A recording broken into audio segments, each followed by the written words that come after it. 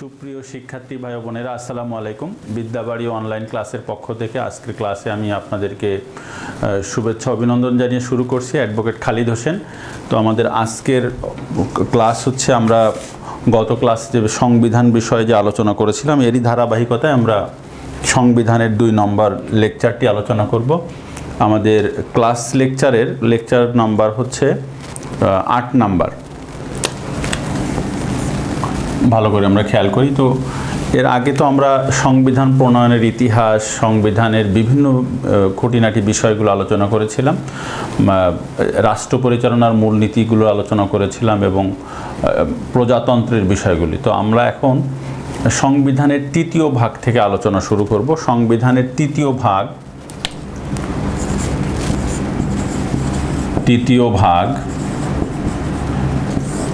ভাগে অনুচ্ছেদ আছে 26 থেকে 47। এটার বিষয়বস্তু হচ্ছে মৌলিক অধিকার।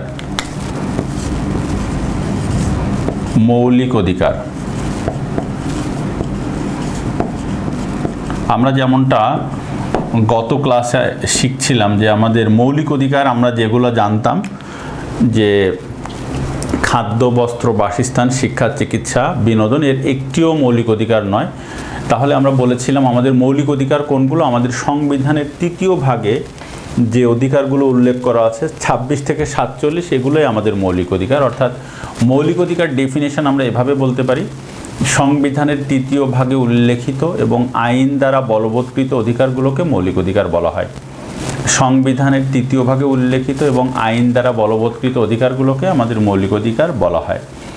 আচ্ছা, আর আমরা এও জেনেছিলাম আমাদের মৌলিক অধিকার 18টি। তাহলে আমরা এখন আমাদের সংবিধানের উল্লেখিত গুরুত্বপূর্ণ মৌলিক অধিকারগুলো এখন আমরা আলোচনা করব।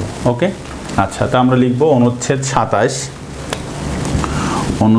আমরা লিখছিলাম যেভাবে, অনুচ্ছেদ 27 এটা 35তম বিসিএস ছিল। আইনের দৃষ্টিতে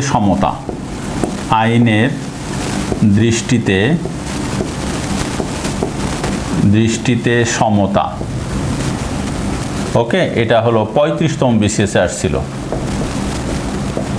অর্থাৎ আইনের চোখে সবাই সমান এবং সবাই আইনের সমান আশ্রয় লাভের অধিকারী। আমরা ভালো করে খেয়াল করি, আইনের চোখে সবাই সমান এবং সবাই আইনের সমান আশ্রয় লাভের অধিকারী। এই কথাটা কোথায় বলা আছে? 27। আচ্ছা, অর্থাৎ ভালো করে আমরা খেয়াল করি। এখন প্রশ্ন হলো যে আইনের চোখে কি সবাই সমান আমাদের দেশে? যাক, ভালো করে খেয়াল করি। অর্থাৎ এক একজনের ক্ষেত্রে এক এক রকম আইন প্রয়োগ হবে এরকম নয়। অর্থাৎ সবাইকে আইনের দৃষ্টিতে সমান হিসাবে মূল্যায়ন করা হবে। ওকে, বিষয়টা যেন খেয়াল থাকে। এরপরে আমরা লিখব 28(2), অনুচ্ছেদ 28(2). 28 লিখে আমরা ব্র্যাকেটে লিখব 2।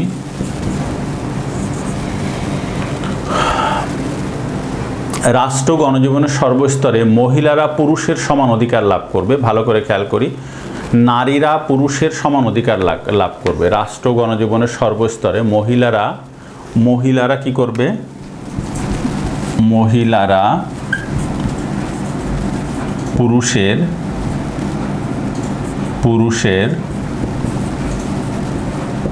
পুরুষের সমান অধিকার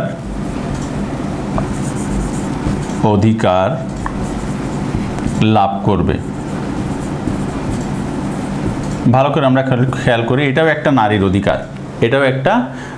অধিকার।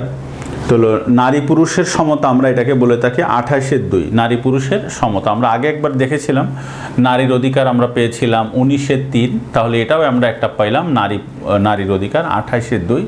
এটাকে আমরা বলি নারী পুরুষের সমতা, অর্থাৎ মহিলারা পুরুষের সমান অধিকার লাভ করবে। ওকে, আচ্ছা, তাহলে আমরা দেখলাম 29। এবার দেখব আমরা 29। প্রজাতন্ত্রের কর্মে নিয়োগ লাভের সমতা। প্রজাতন্ত্রের কর্মে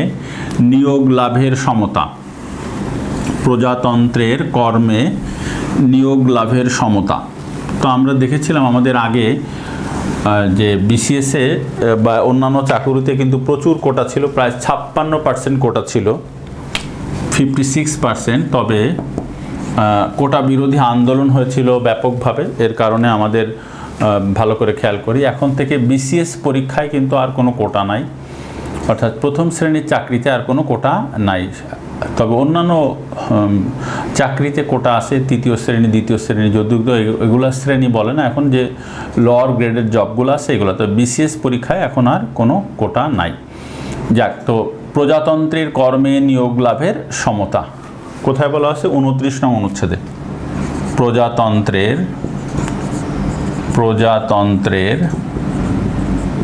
কর্মে নিয়োগ লাভের সমতা,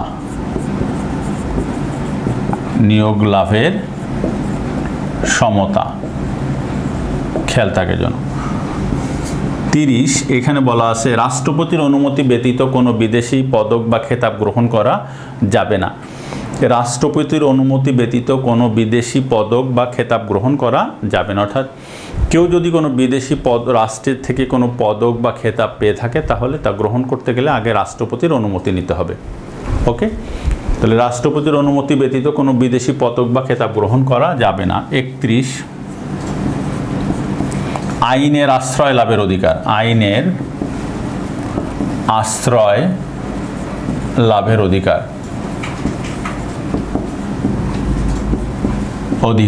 তো কার থাকবে?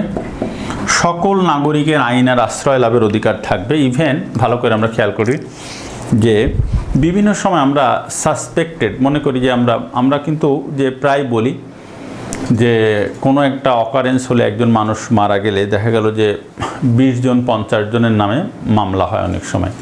তো পরবর্তীতে দেখা যায় যে সবাই কিন্তু অপরাধী নয়। তো আমরা সাধারণভাবে যেটা বলি যে কেউ কারো নামে মামলা হলে বা অভিযোগ হলে আমরা বলি তাকে অপরাধী, আসামি, কিন্তু এটা বলা যাবে না, কারণ অপরাধী বা আসামি হিসেবে সাব্যস্ত করতে পারে কেবল আদালত। অর্থাৎ যতক্ষণ পর্যন্ত আদালত কাউকে অপরাধী হিসেবে সাব্যস্ত না করবে ততক্ষণ তাকে আসামি বা অপরাধী বলা যাবে না, তাকে অভিযুক্ত বলতে পারি। তো এটা মনে রাখবো আমরা, এরকম অভিযোগ কিন্তু আমাদের যে কারো নামে যে কোনো সময় হতে পারে, তাই না? তো যাক, আমরা খেয়াল করি তাহলে আইনের আশ্রয় লাভের অধিকার কার থাকবে? প্রত্যেক নাগরিকের আইনের আশ্রয় লাভের অধিকার থাকবে। তো দেখা গেল যে এরকম একটা অপরাধ হয়েছে যে সেটা সিসিটিভির ফুটেজ ঝাপসা, যেটা আমাদের কারো মতো কিন্তু লাগতে পারে, দেখা যেতে পারে, সেটা আমার মতো বা অন্য আপনাদের মতো। তো তখন কিন্তু আমরা এটা বলতে পারবো মানে সে তার মতো লাগতেছে কিন্তু সে না, পরে দেখা গেল কি সে না। তো সেক্ষেত্রে কি করা হয়? অনেক সময় দেখা গেল যে ভুলবশত গণপিটুনি দেওয়া হয়, তাই না? যেমন বাড্ডাতে গত লকডাউনের শুরুর দিকে আমরা দেখেছিলাম যে একটা মহিলাকে ছেলে ধরা হিসেবে আখ্যায়িত করে গণপিটুনি দিয়ে মেরে ফেলা হয়েছিল। কিছু অতি উৎসাহী মানুষ এই কাজটা করেছিল।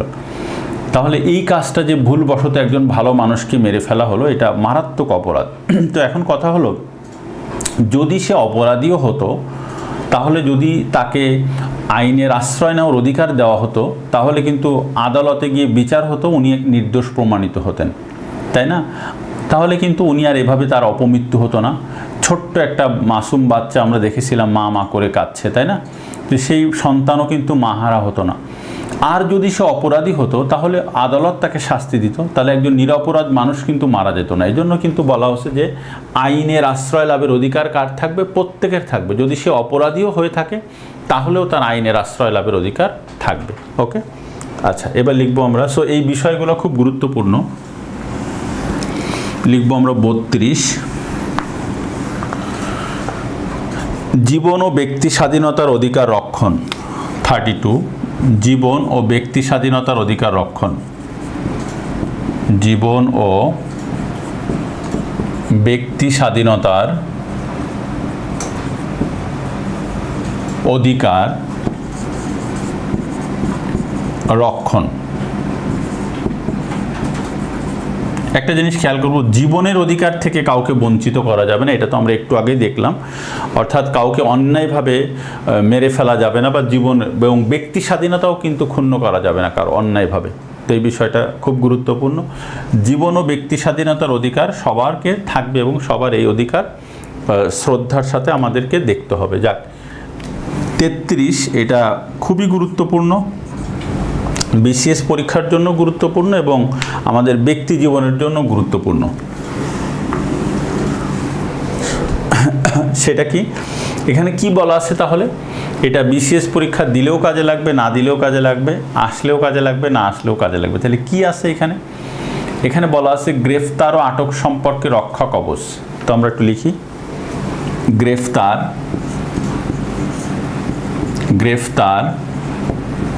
ও আটক সম্পর্কে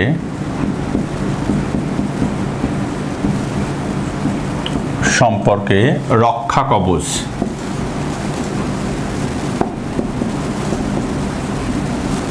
ভালো করে আমরা খেয়াল করি, এটাকে বলে গ্রেফতার ও আটক সম্পর্কে রক্ষা কবচ। এটাকে আমরা বলি আইনের ভাষায় safeguard against arrest and detention. খুব ভালো করে আমরা খেয়াল করি। তাহলে রক্ষা কবচ কি? যে কবচ রক্ষা করে তার নাম রক্ষা কবচ। ছোটবেলায় একটা আমরা বাংলা মুভি দেখছিলাম, তাই না, যে রাজা তার ছেলেকে নিয়ে শিকারে গেছেন। তো পথিমধ্যে শত্রুরা আক্রমণ করছে, রাজা নিজেও একজন বীর ছিলেন, অনেক কষ্ট করে সে ছেলেকে রেস্কিউ করছেন, রাজপুত্রকে, এবং পরবর্তীতে দেখা গেল যে বাচ্চাটা সেন্সলেস হয়ে গেছে। রাজদরবারে সে ডক্টর, কবিরাজ, হেকিমদেরকে বললেন যে এই রাজ্যের একমাত্র উত্তরাধিকারী, যে কোনো মূল্যে তাকে বাঁচাতে হবে। পরবর্তীতে দেখা গেল যে এই বাচ্চার যে এইখানে একটা মায়ের দোয়া, একটা তাবিজ দেওয়া ছিল, ওইখানে লেগে তীরটা অন্যদিকে চলে গেছে। যদিও এখান থেকে একটু ব্লিডিং হয়েছে, দ্যাট মিন্স এটা ছিল মায়ের দেওয়া রক্ষা কবচ। তাহলে যে কবচ রক্ষা করে তার নাম রক্ষা কবচ। আমাদের সংবিধানের 33 নং অনুচ্ছেদ হলো রক্ষা কবচ। কিসের বিরুদ্ধে? গ্রেফতার ও আটকের বিরুদ্ধে। তো এখন প্রশ্ন হলো, গ্রেফতার এবং আটক কারা করে? পুলিশ, র্যাব, ডিবি, এসবি, অন্যান্য আইন প্রয়োগকারী সংস্থা। তাহলে তারা যখন আটক করবেন, এটা আমাদের সেফগার্ড, ঢাল হিসেবে আমরা ব্যবহার করতে পারি। কি হিসাবে? ঢাল হিসেবে আমরা ব্যবহার করতে পারি। ভালো করে আমরা খেয়াল করি, ঢাল হিসেবে আমরা ব্যবহার করব এটা। সেটা কিরকম? ভালো করে খেয়াল করেন, গ্রেফতার ও আটক সম্পর্কে রক্ষা কবচ। বলা হচ্ছে গ্রেফতারকৃত ব্যক্তিকে যথাসম্ভব দ্রুত গ্রেফতারের কারণ জানাতে হবে। যথাসম্ভব দ্রুত গ্রেফতারের কারণ জানাতে হবে। এই কারণে আপনাকে বা তোমাকে অ্যারেস্ট করা হলো। আমাদের দেশে বাংলা মুভিতেও আমরা দেখি, খুব কমন সিনারিও। বলে, স্যার কেন আমাকে ধরলেন? বলে, থানায় গেলেই তা বুঝতে পারবে না। No, this is the duty of a police officer to inform that person, যাকে তিনি অ্যারেস্ট করবেন তাকে তিনি জানাবেন যে এই কারণে। যদি না জানান তাহলে this is our constitutional right, আমরা জানতে পারবো কেন আমাদেরকে গ্রেফতার করা হলো। ওকে, তাহলে প্রথমত কথা হলো, গ্রেফতারকৃত ব্যক্তিকে যথাসম্ভব দ্রুত তিনি গ্রেফতারের কারণ জানাবেন এবং আটকের কারণ সম্পর্কে তাকে অবহিত করবেন। তারপর তাকে ভালো করে আমরা খেয়াল করি, একজন ব্যক্তিগত আইনজীবী নিয়োগের সুযোগ দিবেন।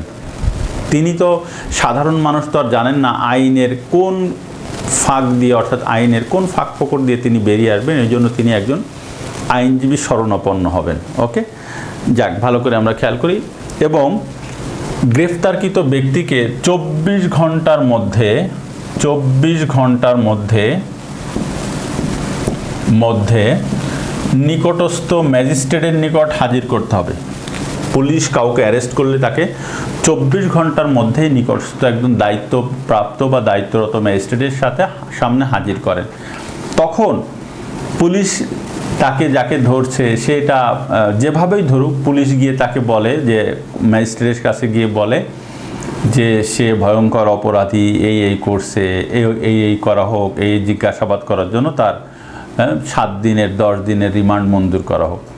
আর আমরা তখন সাধারণ মানুষ বা যে ধরা পড়ছে তার পক্ষে বলি এই কারণে যে তার জামিন প্রার্থনা করি আমরা আইনজীবীরা। তো দুইটা শুনে কোর্ট একটা ডিসিশন দেন। তাহলে কত ঘন্টা পুলিশ বিনা ইয়েতে আটক রাখতে পারে, পরোয়ানা বা বিনা ইয়েতে, ম্যাজিস্ট্রেটের অনুমতি ছাড়া 24 ঘন্টা। যাক, ভালো করে আমরা খেয়াল করি। তারপরে বলা হচ্ছে তাকে ব্যক্তিগত আইনজীবীর সাথে পরামর্শ করার সুযোগ দিতে হবে। এই রাইটগুলো আমাদের 33 নং অনুচ্ছেদে বলা আছে। এই জন্য এটাকে আমরা বলি গ্রেফতার ও আটক সম্পর্কে রক্ষা কবচ। তো এখানে একটা বিষয় অনেক সময় দেখা যায় যে পুলিশ অনেক সময় যদি এরকম হয় বা অন্য কোনো সংস্থা যে কোনোভাবে কৌশলে বা জোর করে স্বীকারোক্তি আদায় করে, আমাদের এভিডেন্স অ্যাক্টে বলা আছে যে পুলিশের নিকট স্বীকারোক্তির আইনগত কোনো ভিত্তি নেই, অর্থাৎ তার জন্য তার কোনো ব্যক্তির কিন্তু সাজা হবে না। এখন প্রয়োজনীয় কথা হলো যে পুলিশ যদি সেই স্বীকারোক্তি রেকর্ড করে রাখে তাহলেও কোনো সমস্যা হবে না। তবে যদি স্বীকারোক্তি জুডিশিয়াল স্বীকারোক্তি হয়, অর্থাৎ ম্যাজিস্ট্রেটের সামনে যদি কেউ স্বীকারোক্তি দেয়, তার জন্য তার সাজা হতে পারে। ওকে, তবে এটা মনে রাখবো আমরা পাশাপাশি, যদি কেউ অন্যায় করে সে স্বীকারোক্তি প্রদান করুক আর না করুক, এটা যদি সাক্ষ্য প্রমাণ দ্বারা প্রমাণ হয় তাহলেও তার শাস্তি হতে পারে। ওকে, যাক, এই বিষয়টা আপাতত এই পর্যন্ত। তাহলে গ্রেফতার ও আটক সম্পর্কে রক্ষা কবচ। এবার আমরা লিখব 34, জবরদস্তি শ্রম নিষিদ্ধকরণ। জবরদস্তি শ্রম নিষিদ্ধকরণ। জবরদস্তি শ্রম নিষিদ্ধকরণ অর্থাৎ কোনো ব্যক্তিকে তার ইচ্ছার বিরুদ্ধে কাজ করানো যাবে না, জোর করে। অর্থাৎ এক কাজের জন্য নিয়োগ দেওয়া হয়েছে, অন্য কাজ করানো হবে, অবৈধ অনৈতিক কাজ না, বা জবরদস্তি শ্রম কাউকে দিতে বাধ্য করা যাবে না। তবে এখানে মনে রাখতে হবে, কোনো ব্যক্তির যদি সশ্রম কারাদণ্ড হয়, সশ্রম কারাদণ্ড এই ভিত্তিতে দুই রকম, বিনাশ্রম কারাদণ্ড আর সশ্রম কারাদণ্ড, তাহলে কিন্তু জেলখানায় তাকে কিছু কাজ করতে হবে। তো সেই হিসেবে সে কিন্তু বলতে পারবে না যে আমি এই কাজ করব না। বোঝা গেছে? কাজটা কীরকম? কাজটা হলো প্রত্যেক ব্যক্তির যোগ্যতা অনুযায়ী, according to his or her ability or তার এডুকেশনাল কোয়ালিফিকেশান অর তার সে কী কাজ জানে। যেমন আমাদের একজন সাবেক মেয়র, তার জেল হলো, জেলখানায় গিয়ে তিনি তার কাজ হলো যে লাইব্রেরির ক্যাটালগার, অর্থাৎ লাইব্রেরিতে যিনি লাইব্রেরিয়ান থাকেন, অনেকটা এরকম আর কি। ওকে, তো এনিওয়ে, তাহলে 34 নং অনুচ্ছেদে কী বলা আছে? জবরদস্তি শ্রম নিষিদ্ধকরণ। এগুলো কিন্তু আমাদের মৌলিক অধিকার, মনে রাখবো। 35, বিচার ও দণ্ড সম্পর্কে রক্ষণ। বিচার ও দণ্ড সম্পর্কে রক্ষণ। ভালো করে আমরা খেয়াল করি কি বলা আছে এখানে। বলা আছে কোনো ব্যক্তিকে এক অপরাধের জন্য একাধিকবার ফৌজদারিতে সোপর্দ করা যাবে না। অর্থাৎ একবার অন্যায় করলে তাকে একবার শাস্তি দিতে হবে। কোনো ব্যক্তিকে নিষ্ঠুর ও যন্ত্রণাদায়ক শাস্তি দেওয়া যাবে না। কি শাস্তি দেওয়া যাবে না? তাহলে এক অপরাধের জন্য একাধিকবার ফৌজদারিতে সোপর্দ করা যাবে না, নিষ্ঠুর ও যন্ত্রণাদায়ক শাস্তি দেওয়া যাবে না। সেটা কেমন? যাক, ভালো করে খেয়াল করি। যেমন দেখব, আমরা আগে প্রায় দেখতাম পেপারে, এখনও মাঝে মাঝে দেখা যায় যে গ্রাম্য সালিশে চেয়ারম্যান সাহেব বা অন্য কেউ জুতোর মালা গলায় দিছে, তাই না? এরকম মানে মাথা টাক করে গোল্ড এলে দিছে না, এরকম কোনো কাজ শাস্তি দেওয়া যাবে না। নিষ্ঠুর ও অমানবিক শাস্তি দেওয়া যাবে না। তারপরে ভালো করে আমরা খেয়াল করি, তারপরে নাকে খড় দেওয়াইতেন, এইগুলো কিন্তু করা যাবে না। তাহলে এগুলা নিষ্ঠুর, যন্ত্রণাদায়ক, অনৈতিক বা অপদস্থমূলক শাস্তি দেওয়া যাবে না, এগুলার বিধান নাই। আর এই চেয়ারম্যান সাহেব বা গ্রাম্য লোকজনের তো শাস্তি দেওয়ার কোনো বিধান বা এখতিয়ার নাই। এনিওয়ে, তারপরে বলা হচ্ছে যে যেমন আমরা যদি দেখি কোনো ব্যক্তিকে যখন মৃত্যুদণ্ড দেয় কোর্ট থেকে, তখনও কিন্তু আদালত বলে দেয় তাকে ফাঁসির দড়িতে ঝুলিয়ে মৃত্যুদণ্ড কার্যকর করার নির্দেশ।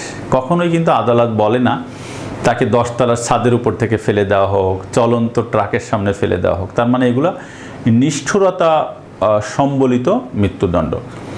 তাহলে মৃত্যুদণ্ড বলে ফাঁসির দড়িতে, মৃত্যুদণ্ডের মধ্যেও কিন্তু এটা কম নিষ্ঠুরতা সম্বলিত। পৃথিবীর কোনো কোনো জায়গা আছে যেখানে কড়া ঘুমের ইনজেকশন দিয়ে মৃত্যুদণ্ড কার্যকর করা হয়, তাই না? তো এরকম আর কি। তো কোনো ব্যক্তিকে নিষ্ঠুর ও যন্ত্রণাদায়ক শাস্তি দেওয়া যাবে না, এক অপরাধের জন্য তাকে একাধিকবার শাস্তি দেওয়া যাবে না, তাকে তার ইচ্ছার বিরুদ্ধে এরকম সাক্ষ্য দিতে বাধ্য করা যাবে না। এগুলো হলো বিচার ও দণ্ড সম্পর্কে তার রক্ষণ। এরপরে হলো 36, এটা তো আমরা সবাই জানি, চলাফেরার স্বাধীনতা। চলাফেরার স্বাধীনতা।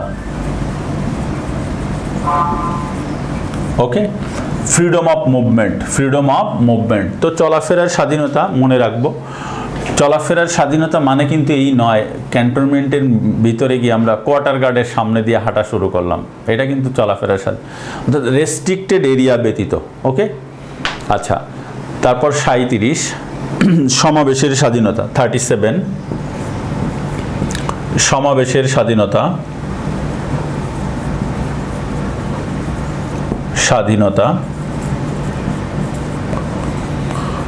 ফ্রিডম অফ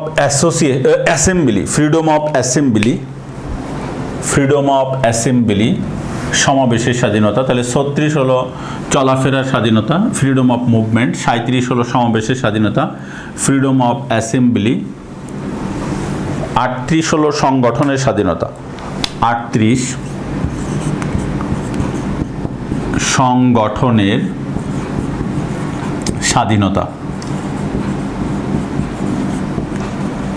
ভালো করে আমরা খেয়াল করি, সংগঠনের স্বাধীনতা মানে, সংগঠনের স্বাধীনতা অর্থ আমরা বিএনপি করতে পারবো, আওয়ামী লীগ করতে পারবো, যে কোনো নিবন্ধিত রাজনৈতিক দলের সদস্য আমরা হতে পারবো, যদি কোনোটা পছন্দ না হয় নিজেই একটা বানাইতে পারবো সংগঠন। ওকে, তবে মনে রাখতে হবে কোনো সশস্ত্র সংগঠন তৈরি করা যাবে না, রাষ্ট্রের নিরাপত্তার হুমকি হয় এরকম কোনো সংগঠন তৈরি করা যাবে না, ধর্ম বা বর্ণবাদে উস্কানি দেয় বা কোনো ধরনের সংঘর্ষ তৈরি করতে পারে বা করে এরকম কোনো সংগঠনের সদস্য আমরা হতে পারবো না বা সংগঠন তৈরি করতে পারবো না। এটার নাম হলো সংগঠনের স্বাধীনতা, ফ্রিডম অফ অ্যাসোসিয়েশন। ওকে, আচ্ছা, তো সংগঠন নিয়ে আমরা পরে আলোচনা করব, আমাদের রাজনৈতিক ব্যবস্থার টপিক আছে, আমরা তখন এটা নিয়ে আলোচনা করব। আচ্ছা, এরপরে আমরা লিখব 39 চিন্তা ও বিবেকের স্বাধীনতা, বাক স্বাধীনতা। চিন্তা ও বিবেকের স্বাধীনতা, চিন্তা ও বিবেকের স্বাধীনতা, স্বাধীনতা, এটা 39, ও বাক স্বাধীনতা।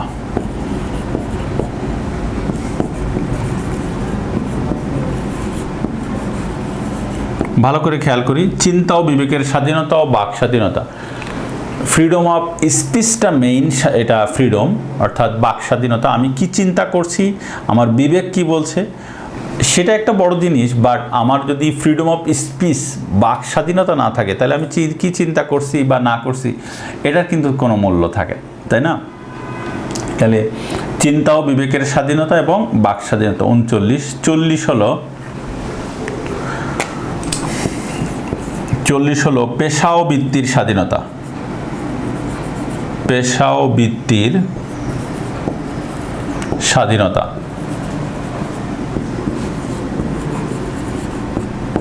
অর্থাৎ আমি চাকরি করব না ব্যবসা করব এর বিষয়ে আমি পুরোপুরি স্বাধীন। ওকে, কেউ আমাকে জোর করতে পারবে না। তবে মনে রাখতে হবে যে এইটা শুনে আবার এমন না যে আমরা রাতে ঢাকা শহরে বা কোনো শহরে গলির মোড়ে দাঁড়ালাম, লোডশেডিং হলে ছিনতাই করা শুরু করলাম না। আর যদি পুলিশে ধরে তখন আমার কথা বললেন যে আমাদের এই যে স্যার বলছিল, হ্যাঁ অ্যাডভোকেট স্যার খালিদ স্যার বলছিল বিদ্যাবাড়িতে যে এরকম অনলাইন ক্লাসে যে আমরা পেশা ও বৃত্তির নিয়ে স্বাধীন, অর্থাৎ অন্য কোনো আইনে নিষেধ আসে, শাস্তির বিধান আছে, এরকম কোনো পেশা গ্রহণ করা যাবে না, মনে রাখতে হবে। তাহলে অন্য কোনো আইনে নিষেধ আছে, শাস্তির বিধান আছে, তাহলে এই ধরনের পেশা কিন্তু গ্রহণ করা যাবে না। ওকে, যাক, তাহলে আইন অনুমোদিত যে কোনো পেশা ও বৃত্তি আমরা গ্রহণ করতে পারবো। তাহলে এটা হলো 40। 41 লিখবো আমরা ধর্মীয় স্বাধীনতা। 41 ধর্মীয় স্বাধীনতা।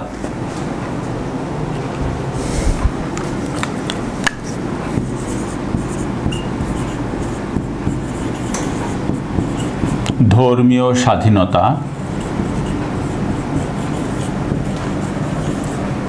ওকে। তাহলে ধর্মীয় স্বাধীনতার কথা বলা আছে কোথায়? 41 ধর্মীয় স্বাধীনতা। এরপরে আমরা লিখব 42 সম্পত্তির অধিকার। সম্পত্তির অধিকার।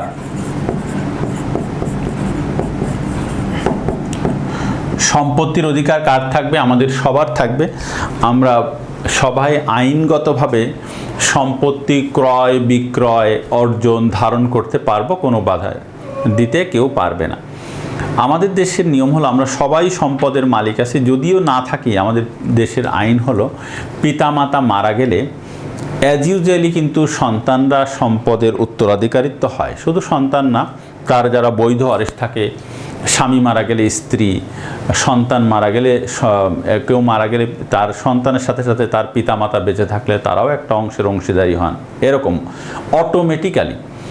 যাক, যদিও আমাদের দেশে হিন্দু মেয়েদের সম্পদের উত্তরাধিকারিত্ব নাই, তারা জীবনী সত্ত্ব লাভ করে। কি সত্ত্ব লাভ করে? জীবনী সত্ত্ব লাভ করে।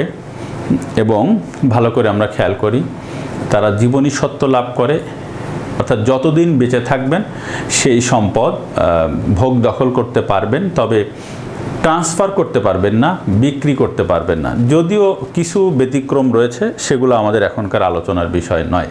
ওকে, আচ্ছা, কিছু ব্যতিক্রম আছে, যেমন নাবালকের কল্যাণার্থে কিছুটা সে ট্রান্সফার করতে পারে, এরকম আরও কিছু ব্যতিক্রম আছে। যাক, তাহলে সম্পত্তির অধিকার কোথায় বলা আছে? 42 লিখবো আমরা 43। গৃহ ও যোগাযোগের রক্ষণ 43। গৃহ ও যোগাযোগের রক্ষণ।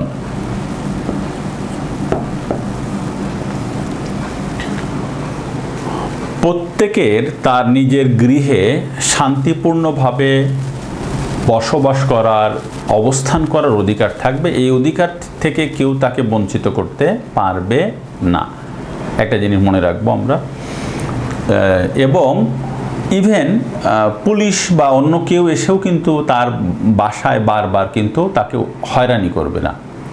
ওকে, বারবার তাকে চেক করবে, সার্চ করবে। হ্যাঁ, বিশেষ যদি কোনো অভিযোগ থাকে তাহলে পুলিশ এসে সেটা তল্লাশি করতে পারবে, বাট এমন না বারবার হয়রানি করবে অকারণে, এরকম করবে না। নিজের গৃহে শান্তিপূর্ণভাবে বসবাস করার, অবস্থান করার, বিশ্রাম নেওয়ার অধিকার প্রত্যেকের থাকবে। ঠিক একইভাবে যোগাযোগের রক্ষণ, চিঠিপত্র, এরকম এই বিষয়গুলো কিন্তু কেউ বারবার একজনের তা খুলে দেখবে না। সে আইন শৃঙ্খলা রক্ষাকারী বাহিনী হোক, তাতেও অসুবিধা নেই, বারবার গণহারে খুলে দেখবে না। হ্যাঁ, বিশেষ কোনো ব্যক্তিকে যদি বিশেষ কারণে সন্দেহ করা হয় সেটা আলাদা হিসাব, কিন্তু গণহারে ঢালাইভাবে কিন্তু সবারটা বারবার খুলে দেখবে না, গণহারে চেক করবে না। ঠিক একই রকমভাবে আমাদের দেশে দেখা যায় যে প্রচুর মোবাইলের কল রেকর্ড ফাঁস হচ্ছে, এগুলাও কিন্তু, এবং তা মিডিয়াতে চলে আসছে, এটাও কিন্তু ঠিক নয়। অর্থাৎ এটা কিন্তু তার মৌলিক অধিকার লঙ্ঘিত হচ্ছে। ওকে, হ্যাঁ, যদি কেউ এরকম অনৈতিক কথোপকথন করে বা বিশেষ রাষ্ট্রদ্রোহ বা আইন অনুমোদিত কাজ করে, পুলিশ তাকে টার্গেট করে, পুলিশ বা অন্যান্য আইন শৃঙ্খলা রক্ষাকারী বাহিনী তাকে টার্গেট করে কিন্তু তারা হেফাজতে নিয়ে ওইটাকে বিশ্লেষণ করতে পারবে, এবং তারাও কিন্তু, অর্থাৎ কোনো আইন শৃঙ্খলা রক্ষাকারী বাহিনীও কিন্তু এটা প্রকাশ্যে মিডিয়াতে অনলাইনে ফাঁস করবে না বা করতে পারবে না, বা সাধারণ মানুষ তো পারবেই না, কেউই পারবে না। তারা তাদের স্বার্থে ব্যবহার করতে পারবে বিচারের ক্ষেত্রে, কিন্তু পাবলিক প্লেসে এটা ফাঁস করবে না। ওকে, তাহলে কারণ এটা একটা মৌলিক অধিকার, এবং ওই কথোপকথনে যদি সে অপরাধী বা সে এরকম কোনো কাজ করে তাহলে তার শাস্তি হবে, কোনো অসুবিধা নেই, তাই না? কিন্তু এটা প্রকাশ্য পাবলিক প্লেসে, ইন্টারনেটে, অনলাইনে ফাঁস করা যাবে না। প্রায় দেখা যায় যে আমাদের এটা হচ্ছে। এটা আই থিঙ্ক এটা রাষ্ট্রের জন্য, আমাদের জন্য, জাতির জন্য খুবই খারাপ। এরপরে হলো 44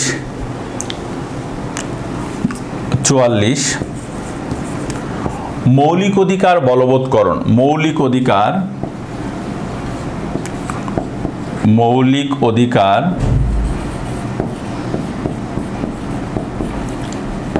বলবৎকরণ।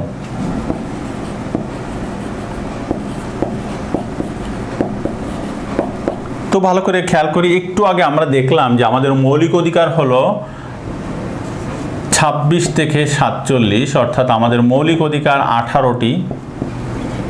এই মৌলিক অধিকারগুলো যদি কেউ ভেঙে দেয় তাহলে আমরা কি করতে পারি, তা ফিরে পেতে পারি বা বলবৎ করতে পারি। বলবৎ করা মানে হলো ফিরে পাওয়া, ইনফোর্স করা। তা এই বিধানটা কোথায় আছে? 44 নং অনুচ্ছেদে। তাহলে কিভাবে মৌলিক অধিকার বলবৎ করতে হয় বা ফিরে পেতে হয় লিখব আমরা। 5 প্রকার রিটের মাধ্যমে 5 প্রকার রিটের মাধ্যমে মৌলিক অধিকার ফিরে পাওয়া যায় বা কার্যকর করা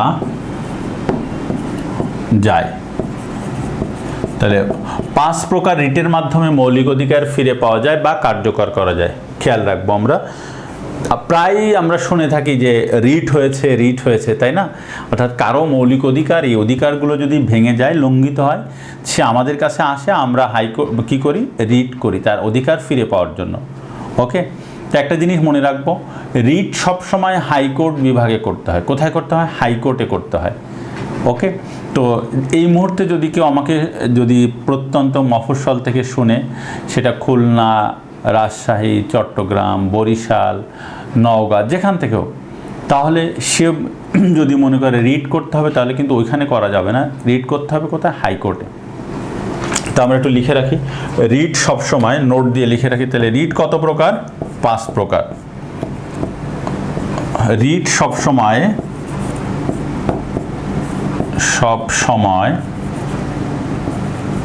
হাইকোর্ট বিভাগে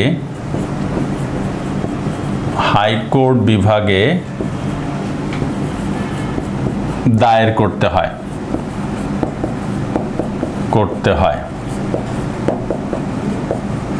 ওকে, তাহলে রিট কোথায় করতে হয়? সবসময় হাইকোর্ট বিভাগে দায়ের করতে হয়। তাহলে 5 প্রকার রিটের মাধ্যমে মৌলিক অধিকার ফিরে পাওয়া যায় বা কার্যকর করা যায়। রিট সবসময় হাইকোর্ট বিভাগে দায়ের করতে হয়। ওকে, আর রিট কত প্রকার? তাহলে 5 প্রকার। নামগুলো আমি একটু বলি, লেখা লাগবে না।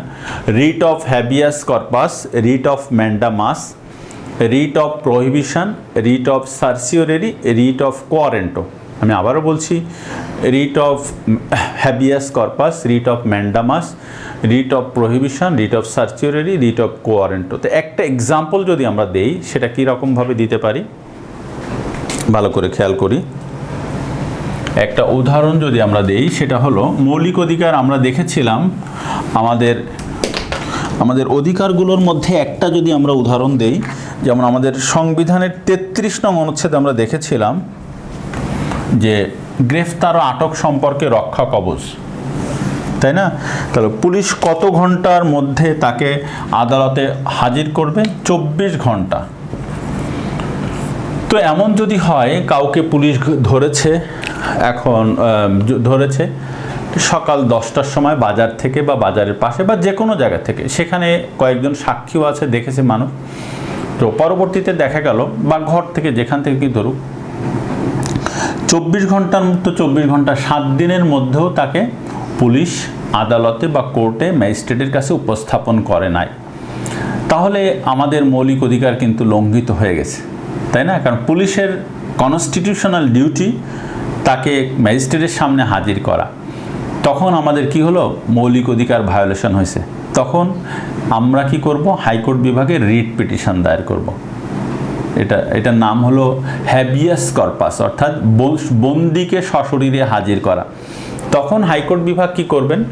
একটা আদেশ দিবেন, ভালো করে আমরা খেয়াল করি, আদেশ দিবেন কাকে? সংশ্লিষ্ট থানার ওসি সাহেবকে এবং এসপি সাহেবকে, যে একজনকে যে ধরা হলো তাকে আগামী 3 দিনের মধ্যে আপনি সশরীরে এসে কি করবেন? হাইকোর্ট বিভাগে এটার জবাব দিবেন, কেন তাকে 24 ঘন্টার মধ্যে ম্যাজিস্ট্রেটের নিকট উপস্থাপন করা হলো না, হাজির করা হলো না। এসপি সাহেব বা ডিসি সাহেবকে নির্দেশ, এভাবেই আমাদের মৌলিক অধিকারগুলো হাইকোর্ট বিভাগ ফিরিয়ে দিয়ে থাকেন। ওকে, আমাদের মৌলিক অধিকারের এভাবেই আমরা কার্যকর করে থাকি বা করতে পারি। আচ্ছা, তাহলে আমরা দেখলাম যে মৌলিক অধিকার। এরপরে আমরা লিখব, তাহলে এটা আমরা দেখলাম তৃতীয় ভাগ। এবার আমরা লিখব চতুর্থ ভাগ।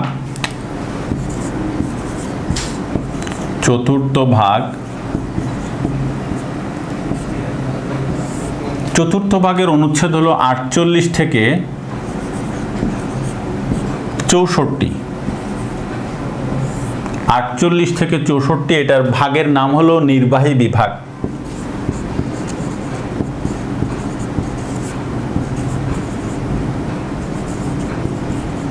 নির্বাহী বিভাগ, কোন বিভাগ? নির্বাহী বিভাগ। ওকে, আচ্ছা, তাহলে চতুর্থ ভাগের নাম হলো নির্বাহী বিভাগ 48 থেকে 64। তাহলে আমরা প্রথমে লিখব 48।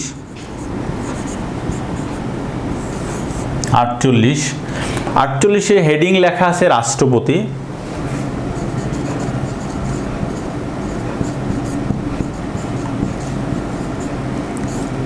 আমরা যে বিষয়গুলো আমাদের পরীক্ষায় আসবে আমরা সেগুলো লিখব।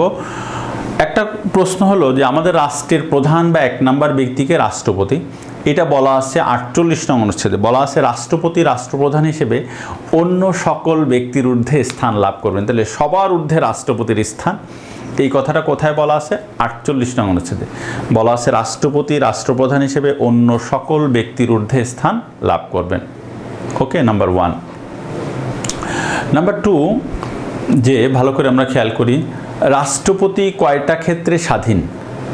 রাষ্ট্রপতি, একটা প্রশ্ন হয়, রাষ্ট্রপতি 2টি কাজ স্বাধীনভাবে করতে পারেন। কয়টি? 2টি। এটাও 48-এ বলা আছে রাষ্ট্রপতি 2টি কাজ স্বাধীনভাবে করতে পারেন। প্রথমত হলো কি? প্রধানমন্ত্রীর নিয়োগ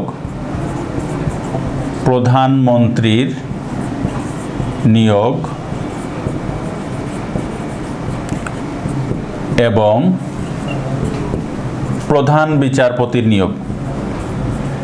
প্রধান বিচারপতির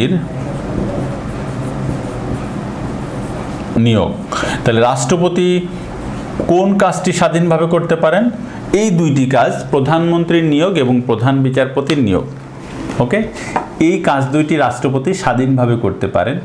অন্য সকল কাজ তিনি প্রধানমন্ত্রীর পরামর্শ মতো করেন বা করে থাকবেন। তাহলে রাষ্ট্রপতি কয়টি কাজ স্বাধীনভাবে করতে পারেন? 2টি। কি? প্রধানমন্ত্রীর নিয়োগ, প্রধান বিচারপতির নিয়োগ। অন্যান্য সকল কাজ বা অন্য সকল কাজ তিনি কিভাবে করেন? প্রধানমন্ত্রীর পরামর্শ মতো। বাট রিমেম্বার ইট, কেউ বা কোনো আদালত এই প্রশ্ন তুলতে পারবে না যে প্রধানমন্ত্রী আদৌ তাকে কি পরামর্শ দিয়েছেন বা কি পরামর্শ দেননি বা কতটুকু দিয়েছেন।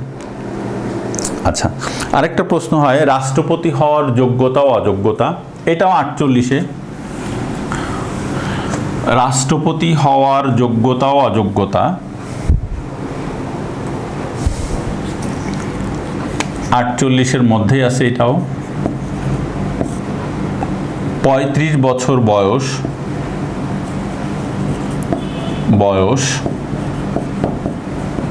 হতে হবে। তাহলে রাষ্ট্রপতি হতে গেলে কি হবে? 35 বছর বয়স হতে হবে। এমপি হওয়ার যোগ্যতা থাকতে হবে। এমপি হওয়ার, অর্থাৎ সংসদ সদস্য হওয়ার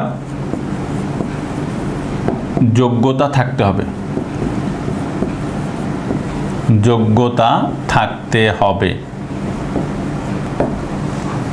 আর একটা অযোগ্যতা আছে, ইমপিচমেন্ট হলে হবে না।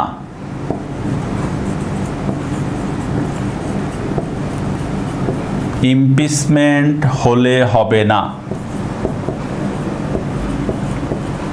ওকে, তাহলে রাষ্ট্রপতি হওয়ার যোগ্যতা ও অযোগ্যতা দেখলাম আমরা। 35 বছর বয়স হতে হবে।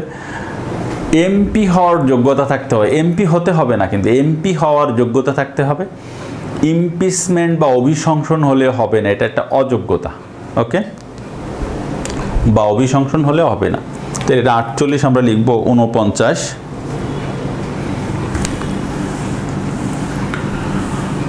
49 রাষ্ট্রপতির ক্ষমা প্রদর্শনের অধিকার। রাষ্ট্রপতির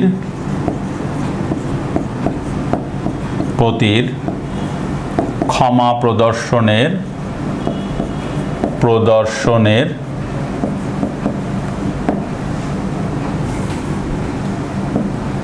অধিকার। প্রায় দেখা যায় যে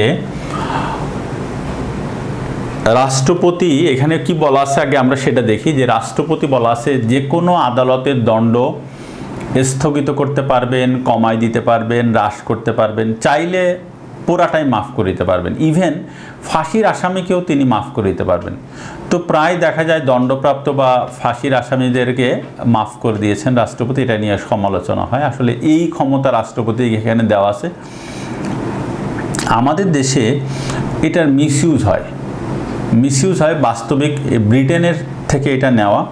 এখানে বলা আছে এমন যদি দেখা যায় কখনো একজন ব্যক্তি মৃত্যুদণ্ডে দণ্ডিত হয়েছেন বা তার ঘোষণা করা হয়েছে, কিন্তু সেই ব্যক্তি এমন একজন পরিবারটির কর্তা যে সেটা হলো যে তিনি, তার উপরে 5-7জন নির্ভরশীল, তখন দেখা যায় যে সেই লোকটাকে বাঁচিয়ে রাখা খুব দরকার। তো এই সকল মানবিক বিষয়গুলো বিবেচনা করে এই বিধানটা প্রয়োগ করা হয় বা হতো। আমাদের দেশে রাজনৈতিক ক্ষেত্রে এটা মিসইউজ হয়, সকল দলই এটা যে যারা করেছে মিসইউজ করেছে পলিটিক্যাল কারণে। তো যাক, আশা করি ভবিষ্যতে এটা অ্যামেন্ডমেন্ট করা হবে বা এটা সেভাবে সংশোধন করা হবে। তাহলে রাষ্ট্রপতির ক্ষমা প্রদর্শনের অধিকার কোথায় বলা আছে? এই যে কিছুদিন আগে আমরা দেখলাম যে আমাদের সেনাপ্রধানের ভাই বিদেশে অবস্থানরত অবস্থায় তাকে ক্ষমা করা নিয়ে এটা কিছু নানান ধরনের কথা শোনা গেছে, তাই না? আমাদের ফৌজদারি কার্যবিধিতেও এই কথা বলা, এর বিধান দেওয়া আছে, সরকারও এই ক্ষমতা দেওয়া আছে, তো রাষ্ট্রপতিরও দেওয়া আছে। 49 আমরা একটু লিখব 50। রাষ্ট্রপতি পদের মেয়াদ কত? 5 বছর। পদের মেয়াদ রাষ্ট্রপতির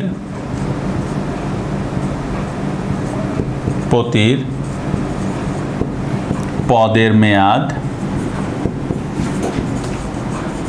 5 বছর। তাহলে রাষ্ট্রপতি পদের মেয়াদ কত বছর? 5 বছর। কোনো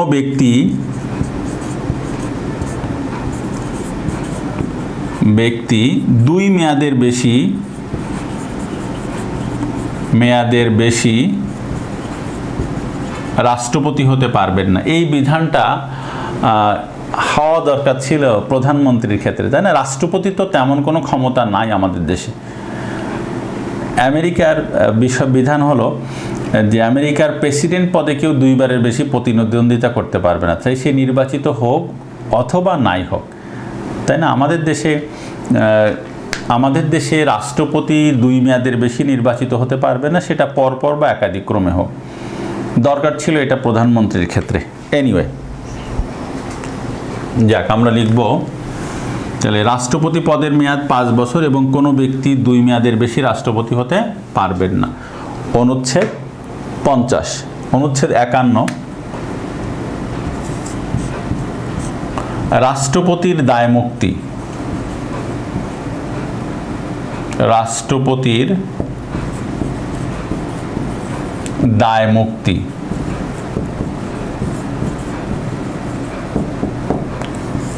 রাষ্ট্রপতির দায়মুক্তি ভালো করে আমরা খেয়াল করি।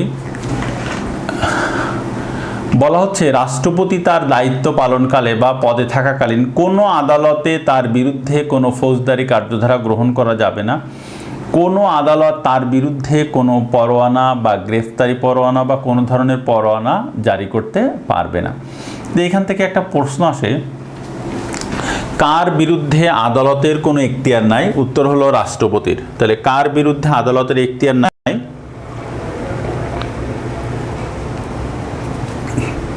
রাষ্ট্রপতির। ওকে, আচ্ছা, তাহলে প্রধানমন্ত্রীর বিরুদ্ধে আছে, কিন্তু আমাদের দেশে এমন কোনো ইতিহাস এখনো পর্যন্ত সৃষ্টি হয়নি যে রানিং কোনো প্রধানমন্ত্রীর নামে সে যিনি যখন থাক মামলা হয়েছে, পরবর্তীতে যে তিনি যখন ক্ষমতায় নাই তার নামে অনেক মামলা হয়েছে, এরকম দৃষ্টান্ত অনেক আছে। বা তাহলে কার বিরুদ্ধে আদালতের কোনো এখতিয়ার নাই? রাষ্ট্রপতির বিরুদ্ধে আদালতের কোনো এখতিয়ার নাই। লিখব আমরা 52, 52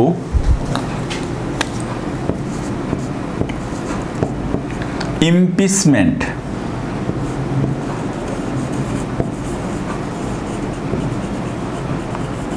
বাংলা হচ্ছে অভিশংসন।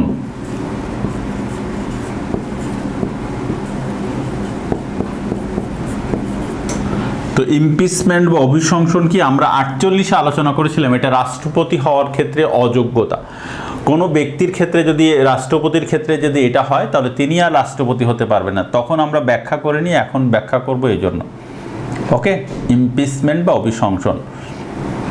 তো বিধান হলো, আমরা 51 নং অনুচ্ছেদে যেমন দেখলাম যে রাষ্ট্রপতির বিরুদ্ধে কোনো আদালত পরোয়ানা জারি করতে পারে না, কোনো আদালতের এখতিয়ার নাই। তাহলে এমন একটা প্রশ্ন কি আমাদের মনে আসে যে তাহলে রাষ্ট্রপতি কি দেশটা বেচে দিবেন, তাই না? যা ইচ্ছা তাই করবেন? 52 নং অনুচ্ছেদে বলা আছে রাষ্ট্রপতি সব করতে পারবেন, 2টা কাজ বাদে। কয়টা কাজ? 2টা। কি কি বলা হচ্ছে? তিনি কখনো আমাদের এই সংবিধান লঙ্ঘন করতে পারবেন না। কি করতে পারবেন না? এই মহান সংবিধানকে লঙ্ঘন করতে পারবেন না। নাম্বার 2, গুরুতর অসদাচরণ হয় এরকম কোনো কাজ করতে পারবেন না। যদি করেন তাহলে কি হবে? তাকে তার পদ থেকে অপসারণ করা হবে বা সরিয়ে দেওয়া হবে। ওকে, তাকে তার পদ থেকে অপসারণ করা হবে বা সরিয়ে দেওয়া হবে। এইটার নামই হলো ইমপিচমেন্ট বা অভিশংসন। এটা কারা করবেন? পার্লামেন্ট। তাহলে লিখব আমরা, সাধারণত 2টি কারণে রাষ্ট্রপতির ইমপিচমেন্ট বা অভিশংসন হতে পারে। 2টি কারণে রাষ্ট্রপতির ইমপিচমেন্ট বা অভিশংসন হতে পারে। 1, সংবিধান লঙ্ঘন। 2, গুরুতর অসদাচরণ। ওকে, আচ্ছা, তাহলে সংবিধান লঙ্ঘন বা গুরুতর অসদাচরণ, এই 2টা কারণে রাষ্ট্রপতির অভিশংসন বা ইমপিচমেন্ট হতে পারে। তাহলে ইমপিচমেন্ট শব্দটা কার জন্য প্রযোজ্য? রাষ্ট্রপতির। কয়টা কারণে ইমপিচমেন্ট হতে পারে? 2টি। কি কি?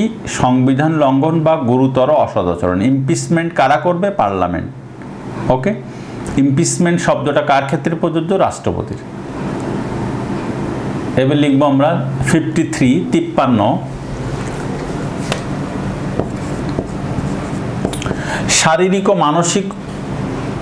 শারীরিক ও মানসিক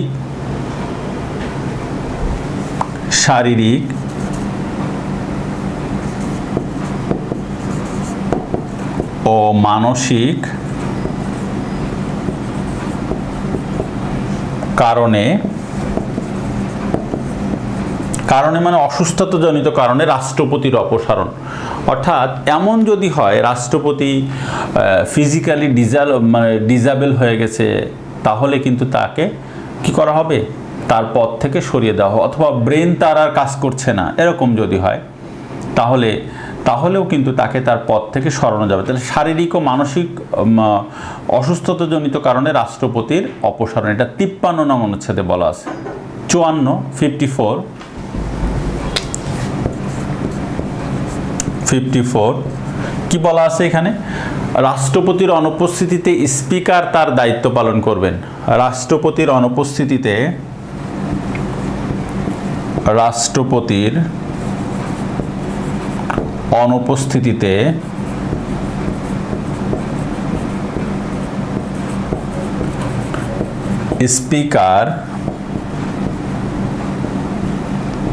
স্পিকার তার দায়িত্ব পালন করবেন।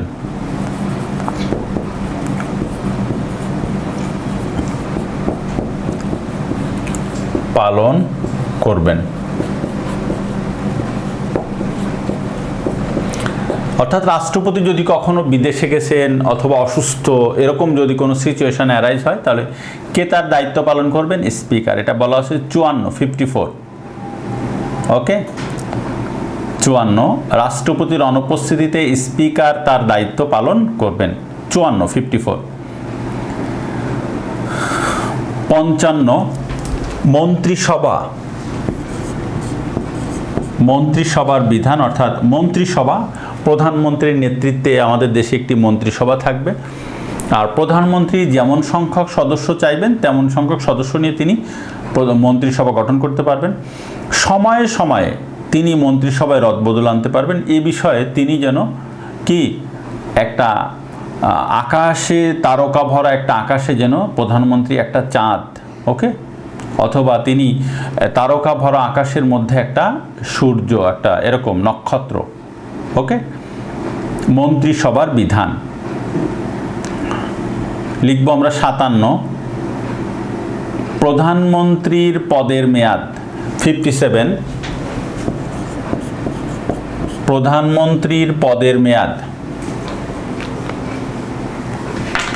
প্রধানমন্ত্রীর পদের মেয়াদ কত? হ্যাঁ, 5 বছর আমরা বলতে পারি, বাট নট 5 ইয়ার্স এক্স্যাক্টলি।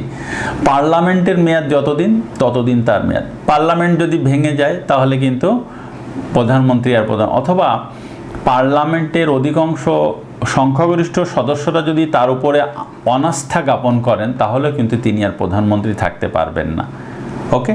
তাহলে পার্লামেন্টের মেয়াদ যতদিন, প্রধানমন্ত্রীর মেয়াদ ততদিন। 5 বছরও আমরা বলতে পারি, আবার এটাও বলতে পারি যে পার্লামেন্টের মেয়াদ যতদিন, আবার সব সময় ততদিন হতে পারে না, কারণ চেঞ্জ হতে পারে। কিভাবে আমরা তো দেখলামই, যদি সংখ্যাগরিষ্ঠ সংখ্যক সংসদ সদস্য যদি তার উপরে অনাস্থা জ্ঞাপন করেন তাহলে কিন্তু তিনি আর প্রধানমন্ত্রী থাকতে পারবেন না। এটা কথা তো বলা আছে 57। 59 এটা স্থানীয় সরকার, লোকাল গভর্নমেন্ট, স্থানীয় সরকার, স্থানীয় সরকার, লোকাল গভর্নমেন্ট।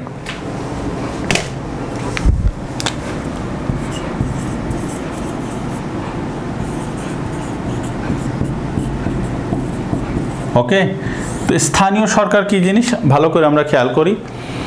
স্থানীয় সরকার হলো, আমরা তো সরকার বুঝি যে পার্লামেন্ট, এটা হলো মোটামুটি আমরা মন্ত্রিসভা এটা। আর লোকাল গভর্নমেন্ট হলো স্থানীয়ভাবে যে জনপ্রতিনিধিরা জনগণের দ্বারা নির্বাচিত হন, সেটা হলো লোকাল গভর্নমেন্ট বা স্থানীয় শাসন বা স্থানীয় সরকার। আমরা এটাও বুঝি স্থানীয় সরকার। আমাদের সরকার ব্যবস্থা নিয়ে আমাদের ক্লাস আছে, আমরা তখন এটা বিস্তারিত আলোচনা করব। আমাদের যে ইউনিয়ন পরিষদ, তারপর যে উপজেলা পরিষদ, আমাদের যে জেলা পরিষদ, এগুলো হলো আমাদের স্থানীয় সরকার। সিটি কর্পোরেশন, পৌরসভা, এগুলো আমাদের স্থানীয় সরকার, ওকে। তাহলে স্থানীয় সরকারের কথা কোথায় বলা আছে? 59। স্থানীয় শাসন সংক্রান্ত প্রতিষ্ঠানের ক্ষমতা, এটা 60 নং অনুচ্ছেদ। স্থানীয় শাসন সংক্রান্ত প্রতিষ্ঠানের ক্ষমতা 60 আর্টিকেল। স্থানীয় শাসন সংক্রান্ত প্রতিষ্ঠানের ক্ষমতা।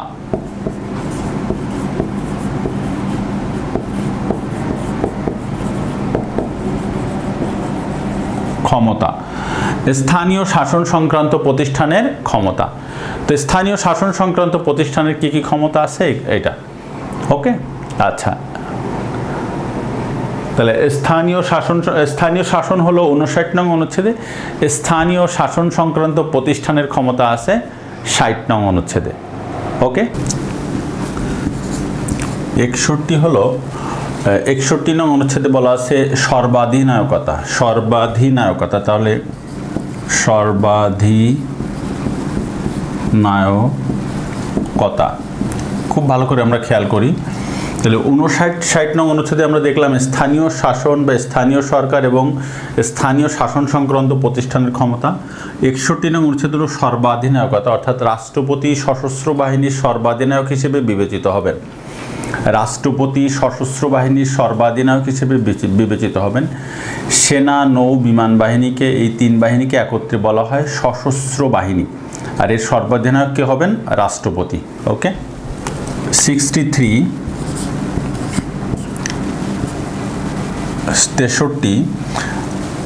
জাতীয় সংসদের অনুমতি ব্যতীত প্রজাতন্ত্র কোনো যুদ্ধ ঘোষণা করতে পারবে না বা কোনো যুদ্ধে জড়াতে পারবে না।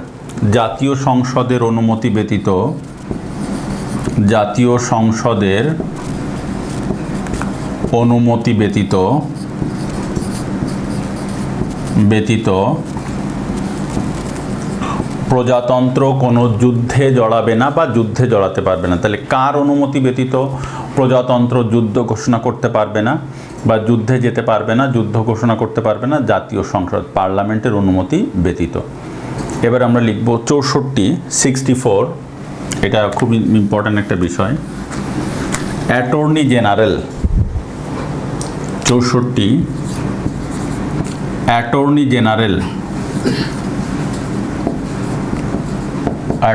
General very very important. Attorney general অনেকবার পরীক্ষা আসছে। সরকার বা রাষ্ট্রের প্রধান আইনজীবীকে অ্যাটর্নি জেনারেল বলে। সরকার বা রাষ্ট্রের প্রধান আইনজীবীকে অ্যাটর্নি জেনারেল বলে। তাহলে অ্যাটর্নি জেনারেলকে সরকার বা রাষ্ট্রের প্রধান আইনজীবী। ভালো করে আমরা খেয়াল করি, অ্যাটর্নি জেনারেল কে হবেন? সুপ্রিম কোর্টের বিচারপতি হওয়ার যোগ্য যে কোনো ব্যক্তি অ্যাটর্নি জেনারেল হতে পারবেন। অ্যাটর্নি জেনারেলের নিয়োগ দিয়ে থাকেন রাষ্ট্রপতি। কে নিয়োগ দিবেন? রাষ্ট্রপতি। এবং তিনি রাষ্ট্রপতি কর্তৃক নির্ধারিত অন্যান্য সুযোগ সুবিধা ও ফ্যাসিলিটিস ভোগ করবেন। কত টাকা বেতন পাবেন, কি সুযোগ সুবিধা পাবেন, এটা রাষ্ট্রপতি নির্ধারণ করবেন। তার পদের মেয়াদ, রাষ্ট্রপতি যতদিন সন্তোষজনক মনে করবেন ততদিন তিনি উক্ত পদে বহাল থাকবেন। অর্থাৎ রাষ্ট্রপতি যতদিন চাইবেন তিনি ততদিন তার পদে বহাল থাকবেন। আচ্ছা, তাহলে এই হলো অ্যাটর্নি জেনারেল। তাকে রাষ্ট্রের প্রধান আইন কর্মকর্তাও বলা হয়। তাহলে তাকে রাষ্ট্রের প্রধান আইন কর্মকর্তাও বলা হয়। সরকারের যদি কোনো গুরুত্বপূর্ণ মামলা থাকে যেখানে রাষ্ট্রবাদী বা বিবাদী থাকে, তাহলে কিন্তু আমরা দেখব যে অ্যাটর্নি জেনারেল বিষয়টাকে ব্রিফ করে থাকেন। সাংবাদিকরা খোঁজেন অ্যাটর্নি জেনারেল মহোদয় কোথায়। ওকে, আমরা জানি আমাদের কিছুদিন আগে আমাদের কোভিডে আমাদের সাবেক attorney general Mahbube Alam sir মারা গেছেন। তো উনি ছিলেন 15তম অ্যাটর্নি জেনারেল। কততম? 15তম অ্যাটর্নি জেনারেল উনি ছিলেন। আর বর্তমান attorney general AM Amin Uddin. বর্তমান অ্যাটর্নি জেনারেল নাম AM আমিন উদ্দিন। ওকে, তো আমরা একটু লিখে রাখি, বর্তমান attorney general AM Amin Uddin. ওকে, তাহলে বর্তমান অ্যাটর্নি জেনারেলকে AM আমিন উদ্দিন। উনি 16তম অ্যাটর্নি জেনারেল। কততম? 16তম অ্যাটর্নি জেনারেল, আমরা খেয়াল রাখবো। আর উনি মারা গেছেন অ্যাটর্নি জেনারেল মাহবুবে আলম, উনি 15তম অ্যাটর্নি জেনারেল ছিলেন। তাহলে বর্তমান অ্যাটর্নি জেনারেল নাম কি? AM আমিন উদ্দিন, সরকার বা রাষ্ট্রের প্রধান আইনজীবী বা আইন কর্মকর্তা। তাহলে এটা গেল আমাদের চতুর্থ ভাগ। এবার আমরা লিখব পঞ্চম ভাগ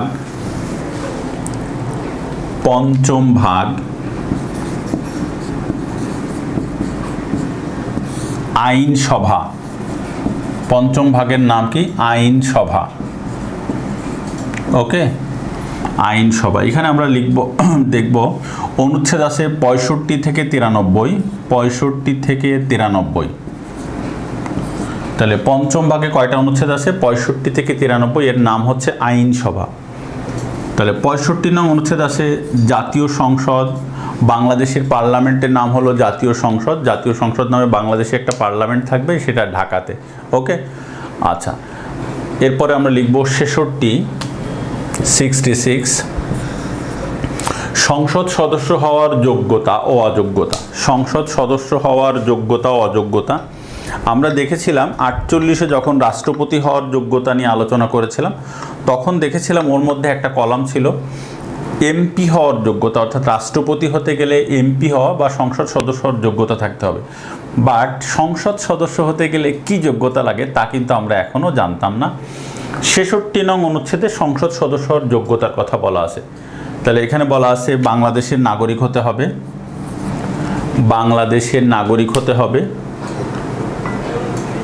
25 বছর বয়স হতে হবে। তাহলে বাংলাদেশের নাগরিক হতে হবে, 25 বছর বয়স হতে হবে। দেউলিয়া হলে হবে না। তাহলে বাংলাদেশের নাগরিক হতে হবে, 25 বছর বয়স হতে হবে। দেউলিয়া হলে হবে না।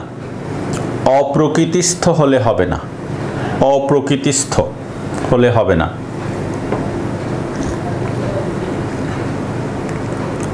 কোনো ব্যক্তি যদি ফৌজদারি অপরাধে দোষী সাব্যস্ত হন এবং তার 2 বছরের কারাদণ্ড হয়, তাহলে ওই 2 বছর এবং আগামী 5 বছর তিনি কোনো নির্বাচনে অংশগ্রহণ করতে পারবেন না।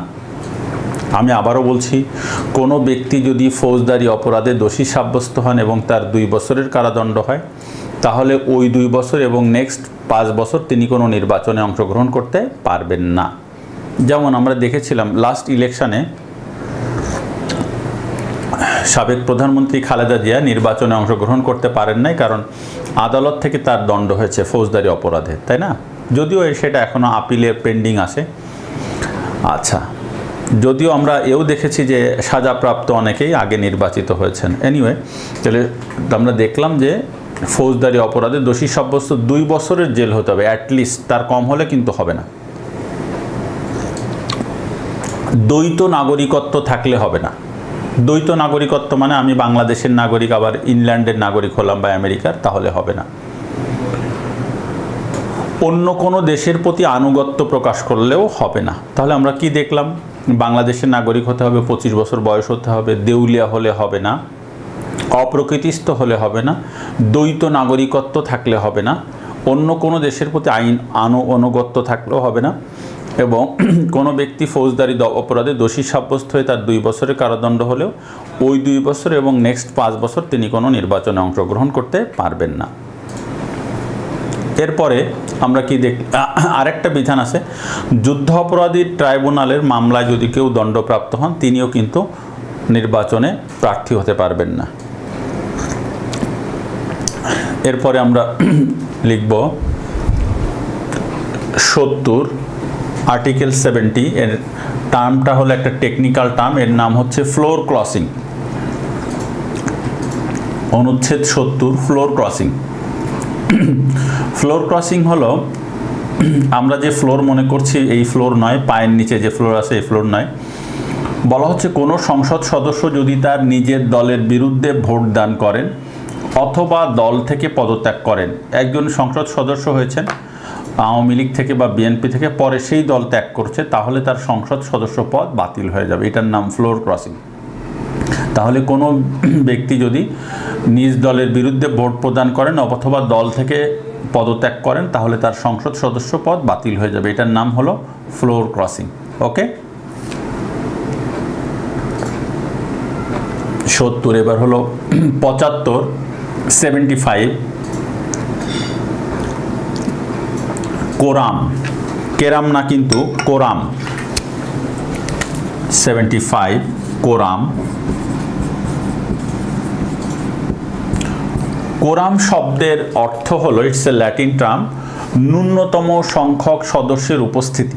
অ্যাটলিস্ট ন্যূনতম সংখ্যক সদস্যের উপস্থিতি। ভালো করে আমরা খেয়াল করি, আমাদের জাতীয় সংসদের সদস্য হলো 350 জন।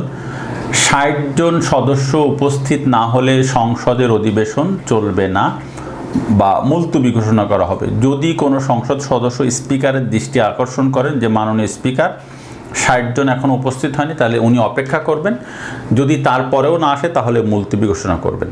তাহলে প্রশ্ন হলো, আমাদের জাতীয় সংসদে কোরাম হয় কয়জনে? 60 জনে। তাহলে আমাদের পার্লামেন্টে কোরাম হয় 60 জনে। কোরামের বিধান আছে 75 নং অনুচ্ছেদে। কত নং অনুচ্ছেদে? 75 নং অনুচ্ছেদে। এবার আমরা লিখব 77 ন্যায়পাল। ন্যায়পাল, ন্যায়পাল কি জিনিস? বলা হচ্ছে ন্যায়পাল হবেন সৎ, দক্ষ এবং আইনজ্ঞ ব্যক্তি।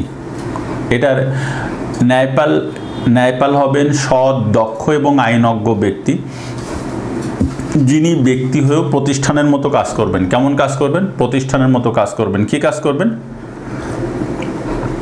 যে কোনো ব্যক্তি, প্রতিষ্ঠান, সচিবালয়, মন্ত্রণালয় দুর্নীতির তদন্ত করবেন এবং এর একটা বার্ষিক প্রতিবেদন পার্লামেন্টে উত্থাপন করবেন। পৃথিবীতে প্রথম ন্যায়পালের বিধান চালু করা হয় সুইডেনে। তাহলে পৃথিবীতে প্রথম ন্যায়পালের বিধান চালু করা হয় সুইডেনে। 1809 সালে সুইডেনে প্রথম ন্যায়পালের বিধান করা হয় অম্বুডসম্যান নামে। কি নামে? অম্বুডসম্যান। অম্বুডসম্যান। ওকে, পৃথিবীর বিভিন্ন দেশে ন্যায়পালের বিভিন্ন রকম নাম আছে, যেমন সুইডেনে অম্বুডসম্যান, ভারতে এর নাম লোকপাল, তারপর হলো পাকিস্তানের নাম ওয়াকফি মোতাসিব, এরকম বিভিন্ন দেশে বিভিন্ন রকম নাম আছে ন্যায়পাল। অত্যন্ত দুঃখজনক বিষয় হলো বাংলাদেশের সংবিধানের ৭৭ নং অনুচ্ছেদে ন্যায়পালের বিধান থাকলেও আজ পর্যন্ত ন্যায়পাল নিয়োগের বিধান কার্যকর করা হয়নি।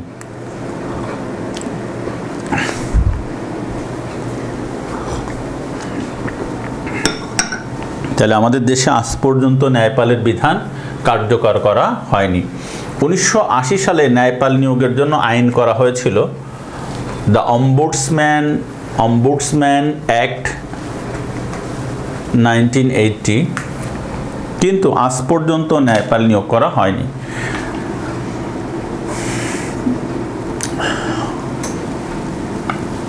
ওকে,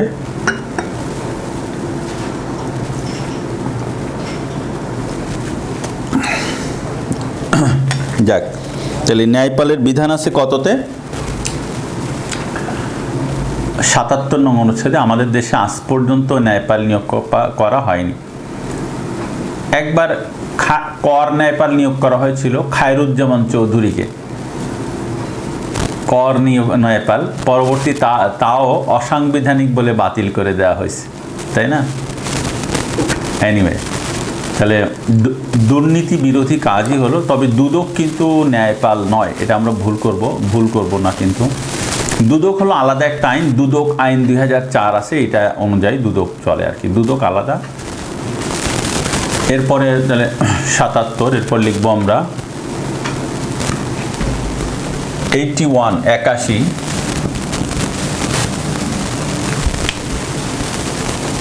81 ভালো করে আমরা খেয়াল করি। অর্থ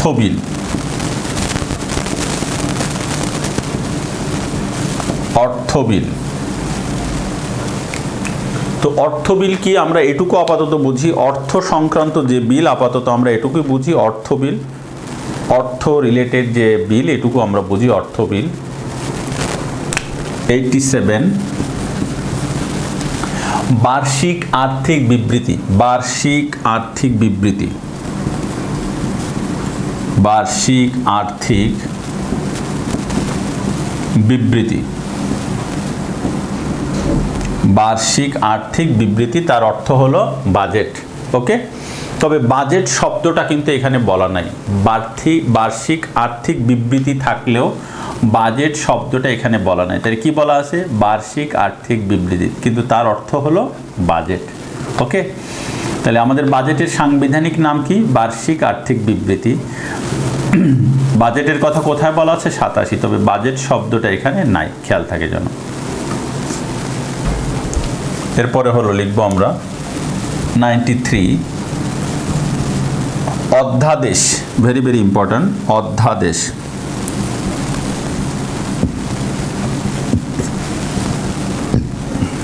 অধ্যাদেশ,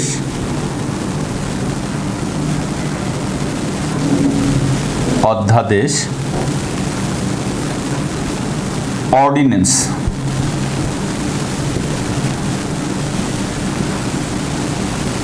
সো হোয়াট ইজ অধ্যাদেশ, হোয়াট ইজ অর্ডিন্যান্স, ভালো করে আমরা খেয়াল করি। একটা প্রশ্ন আসতে পারে, অধ্যাদেশ কি জিনিস?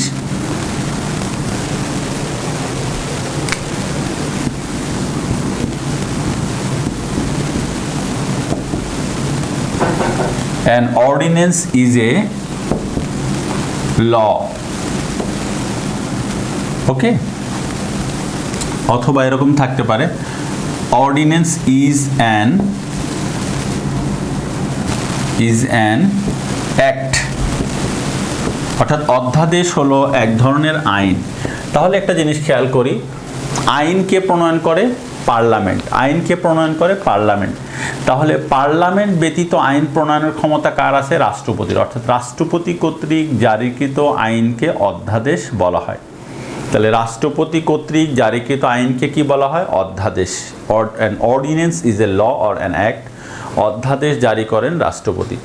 তাহলে পার্লামেন্ট যদি আইন প্রণয়ন করে থাকে, তাহলে হয় অর্ডিন্যান্স ভালো করে আমরা খেয়াল করি, যখন পার্লামেন্ট থাকে না, ইন অ্যাবসেন্স অফ পার্লামেন্ট, আর থাকলেও তা অধিবেশনরত থাকে না, তাহলে দুইটা জিনিস, পার্লামেন্ট থাকে না আর থাকলেও তা অধিবেশনরত থাকে না, এরূপ পরিস্থিতিতে যদি কোনো আইনের প্রয়োজন হয় তাহলে তা অধ্যাদেশ আকারে জারি করা হয়। যেমন কিছুদিন আগে আমরা দেখলাম যে প্রচুর আন্দোলন হচ্ছে ধর্ষণ বিরোধী, যে ধর্ষণের শাস্তি আমরা আগে জানি যে যাবজ্জীবন কারাদণ্ড ছিল, সেটাকে মৃত্যুদণ্ড রূপান্তরিত করার জন্য আন্দোলন হলো। তো একটা পর্যায়ে সরকার কি করলো, তখন পার্লামেন্ট চলমান ছিল না, অধ্যাদেশ আকারে এটা জারি করলো। এখন কিন্তু ধর্ষণের সর্বোচ্চ শাস্তি হলো মৃত্যুদণ্ড। তাহলে এটা হলো অধ্যাদেশ। তাহলে হঠাৎ করে জরুরি ভিত্তিতে যদি কোনো আইনের প্রয়োজন হয় তাহলে রাষ্ট্রপতি অধ্যাদেশ আকারে তা জারি করতে পারেন, 93। বাট বলা হচ্ছে পরবর্তীতে সংসদের অধিবেশন শুরু হলে 30 কার্যদিবসের মধ্যে অধ্যাদেশটি সংসদ কর্তৃক অনুমোদিত হতে হবে, তা না হলে তা বাতিল হয়ে যাবে। ওকে, তো যাই হোক, তাহলে আমরা দেখলাম অধ্যাদেশ, an ordinance is an act or law. এরপরে আমরা লিখব 100, সুপ্রিম কোর্টের স্থায়ী আসন হবে রাজধানী ঢাকাতে। কোথায়? সুপ্রিম কোর্টের স্থায়ী আসন হবে রাজধানী ঢাকা। ভালো করে আমরা খেয়াল করি, তাহলে সুপ্রিম কোর্টের স্থায়ী আসন হবে কোথায়? রাজধানী ঢাকাতে। ওকে, আচ্ছা, তাহলে সুপ্রিম কোর্ট, যদিও সুপ্রিম কোর্টের আসন রাজধানী ঢাকা, বিশেষ প্রয়োজনে প্রধান বিচারপতি চাইলে রাষ্ট্রপতির অনুমতি নিয়ে অস্থায়ীভাবে ঢাকার বাইরেও কিন্তু এর কার্যক্রম পরিচালনা করতে পারবেন। এরপরে আমরা লিখব 101, ভালো করে আমরা আমাদের এখানে আরেকটা জিনিস বলা হয়নি, সেটা হলো আমরা তো অন্য একটা ভাগে চলে গেছি, সেটা হলো আমরা একটু বলে নেই, সেটা ষষ্ঠ ভাগ, সেটা হলো আমরা বিচার বিভাগ।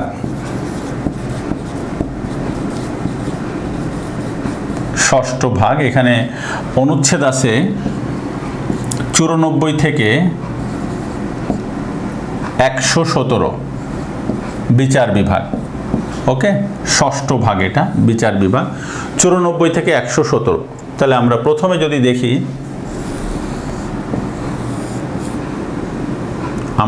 যদি এখানে, তাহলে 93 তো আমরা বলছি, তাহলে আমরা যদি দেখি 94, আমরা ভালো করে খেয়াল করি 94 আমরা দেখি, তো এখানে বলা আছে সুপ্রিম কোর্ট প্রতিষ্ঠা বা সুপ্রিম কোর্ট প্রতিষ্ঠা, অর্থাৎ আমাদের জানি আমাদের সর্বোচ্চ আদালতের নাম সুপ্রিম কোর্ট, আমরা আপাতত এটুকু বুঝি, সুপ্রিম কোর্ট আমাদের সর্বোচ্চ আদালত। এর দুইটা অংশ থাকে, একটা হলো হাইকোর্ট বিভাগ,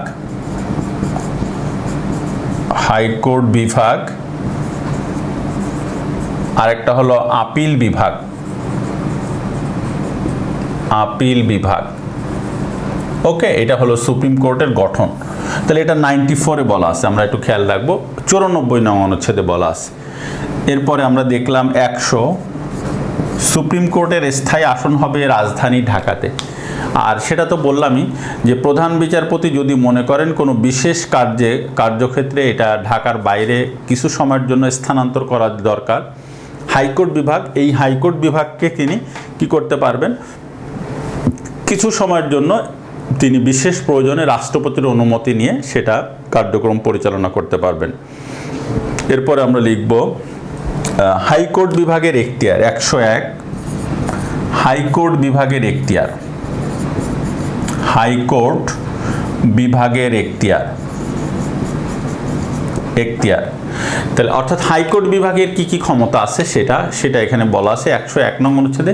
পিলির জন্য এগুলো এত জরুরি না, এজন্য আমি এক এক কথায় বলে যাচ্ছি। 103, তো আমি এক গ্লেন্স বলে দিই, সেটা হলো নিম্ন আদালতের আপিল নিষ্পত্তি শুনানি, এগুলো হলো হাইকোর্ট বিভাগের প্রধান কাজ। রিট এখতিয়ার, এটা আমরা বলেছিলাম রিট, তাই না? আচ্ছা, এবার 102টা একটু গুরুত্বপূর্ণ আছে, আমরা 102 নং অনুচ্ছেদ। 102, কতিপয় ক্ষেত্রে হাইকোর্ট বিভাগের আদেশ ও নির্দেশ দানের ক্ষমতা। 102, কতিপয় ক্ষেত্রে হাইকোর্ট বিভাগের আদেশ ও নির্দেশ দানের ক্ষমতা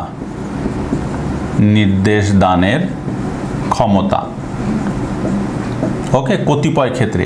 তো আমরা সেই কতিপয় ক্ষেত্রকে আমরা দেখেছিলাম আমাদের সংবিধানের 44 নং অনুচ্ছেদে বলা আছে যে মৌলিক অধিকার বলবৎকরণ। তো মৌলিক অধিকার বলবৎকরণের জন্য আমরা কি দেখেছিলাম? 5 প্রকার রিটের মাধ্যমে মৌলিক অধিকার বলবৎ করতে হয় বা বলবৎ করা যায়। রিট সবসময় হাইকোর্ট বিভাগে করতে হয়। কোথায় করতে হয়? হাইকোর্ট বিভাগে। তো এই রিট করার পর আমরা যে রিটটা করি, আমরা 102 নং অনুচ্ছেদ অনুযায়ী আবেদন করি এবং হাইকোর্ট বিভাগ যে আদেশ এবং নির্দেশ দেন 102 নং অনুচ্ছেদ অনুযায়ী দেন। তাহলে 101 দেখলাম আমরা হাইকোর্ট বিভাগের এখতিয়ার, 102 দেখলাম কতিপয় ক্ষেত্রে হাইকোর্ট বিভাগের আদেশ ও নির্দেশ দানের ক্ষমতা। সেটা কোন ক্ষেত্রে আমরা দেখে নিলাম, তাই না? শুধু শুনলে হবে না, আদেশ ও নির্দেশ তো দিতে হবে। 103 আপিল বিভাগের এখতিয়ার, অর্থাৎ আপিল বিভাগ হাইকোর্ট বিভাগ থেকে যে জাজমেন্টগুলো আসে সেগুলো শুনে তা নিষ্পত্তি করেন, এরকম আর কি। ওকে, আপিল বিভাগের এখতিয়ার। যাক, তাহলে আমরা দেখলাম হাইকোর্ট বিভাগের এখতিয়ার, আপিল বিভাগের এখতিয়ার। এরপর আমরা লিখব 116 ক। 116 ক,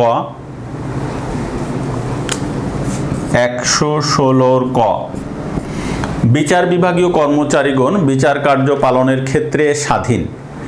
বিচার বিভাগীয় কর্মচারীগণ বিচার কার্য পালনের ক্ষেত্রে স্বাধীন। ওকে, তাহলে এটা কিন্তু বিচার বিভাগের স্বাধীনতার কথা বলা হয়েছে।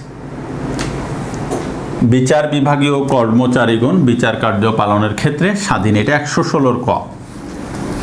এবার 117, এটা 35তম বিশেষে আসছিল, 117 প্রশাসনিক ট্রাইব্যুনাল। প্রশাসনিক ট্রাইব্যুনাল, তাহলে প্রশাসনিক ট্রাইব্যুনালের কথা কোথায় বলা আছে? 117।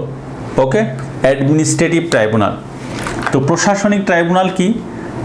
প্রশাসনিক ট্রাইব্যুনাল হচ্ছে সরকারি কর্মকর্তা কর্মচারীদের চাকরি এবং বেতন ভাতা সংক্রান্ত কোনো প্রবলেম যদি অ্যারাইজ হয় তাহলে তার সমাধান হয় প্রশাসনিক ট্রাইব্যুনাল। ওকে, সরকারি কর্মকর্তা কর্মচারীদের চাকরি এবং বেতন ভাতা সংক্রান্ত কোনো সমস্যা যদি তৈরি হয় তার সমাধান হবে প্রশাসনিক ট্রাইব্যুনালে, অ্যাডমিনিস্ট্রেটিভ ট্রাইব্যুনাল।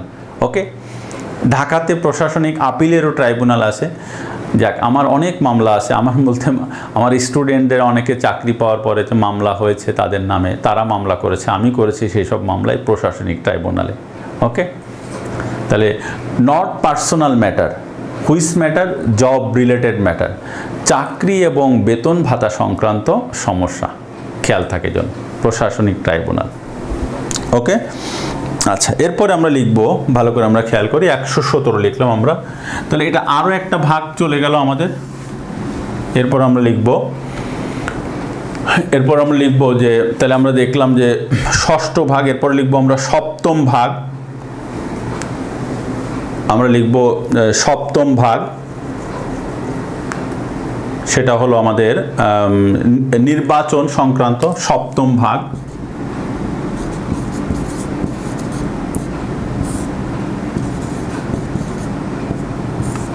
এটা হলো 118 থেকে 126, এটা হলো ভাগের নাম হলো নির্বাচন। 118 নং অনুচ্ছেদ নির্বাচন কমিশনের গঠন বা নির্বাচন কমিশন প্রতিষ্ঠা। নির্বাচন কমিশনের গঠন,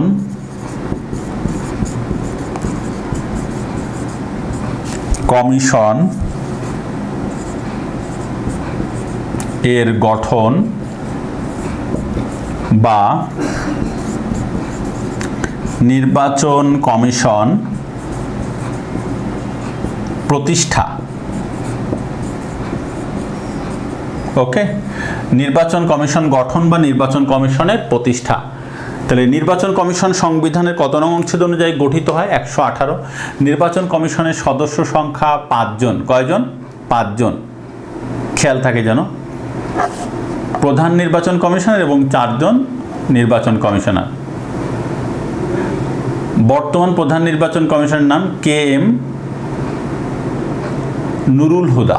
K M Nurul Huda. K M Nurul Huda বর্তমান প্রধান নির্বাচন কমিশনার কে এম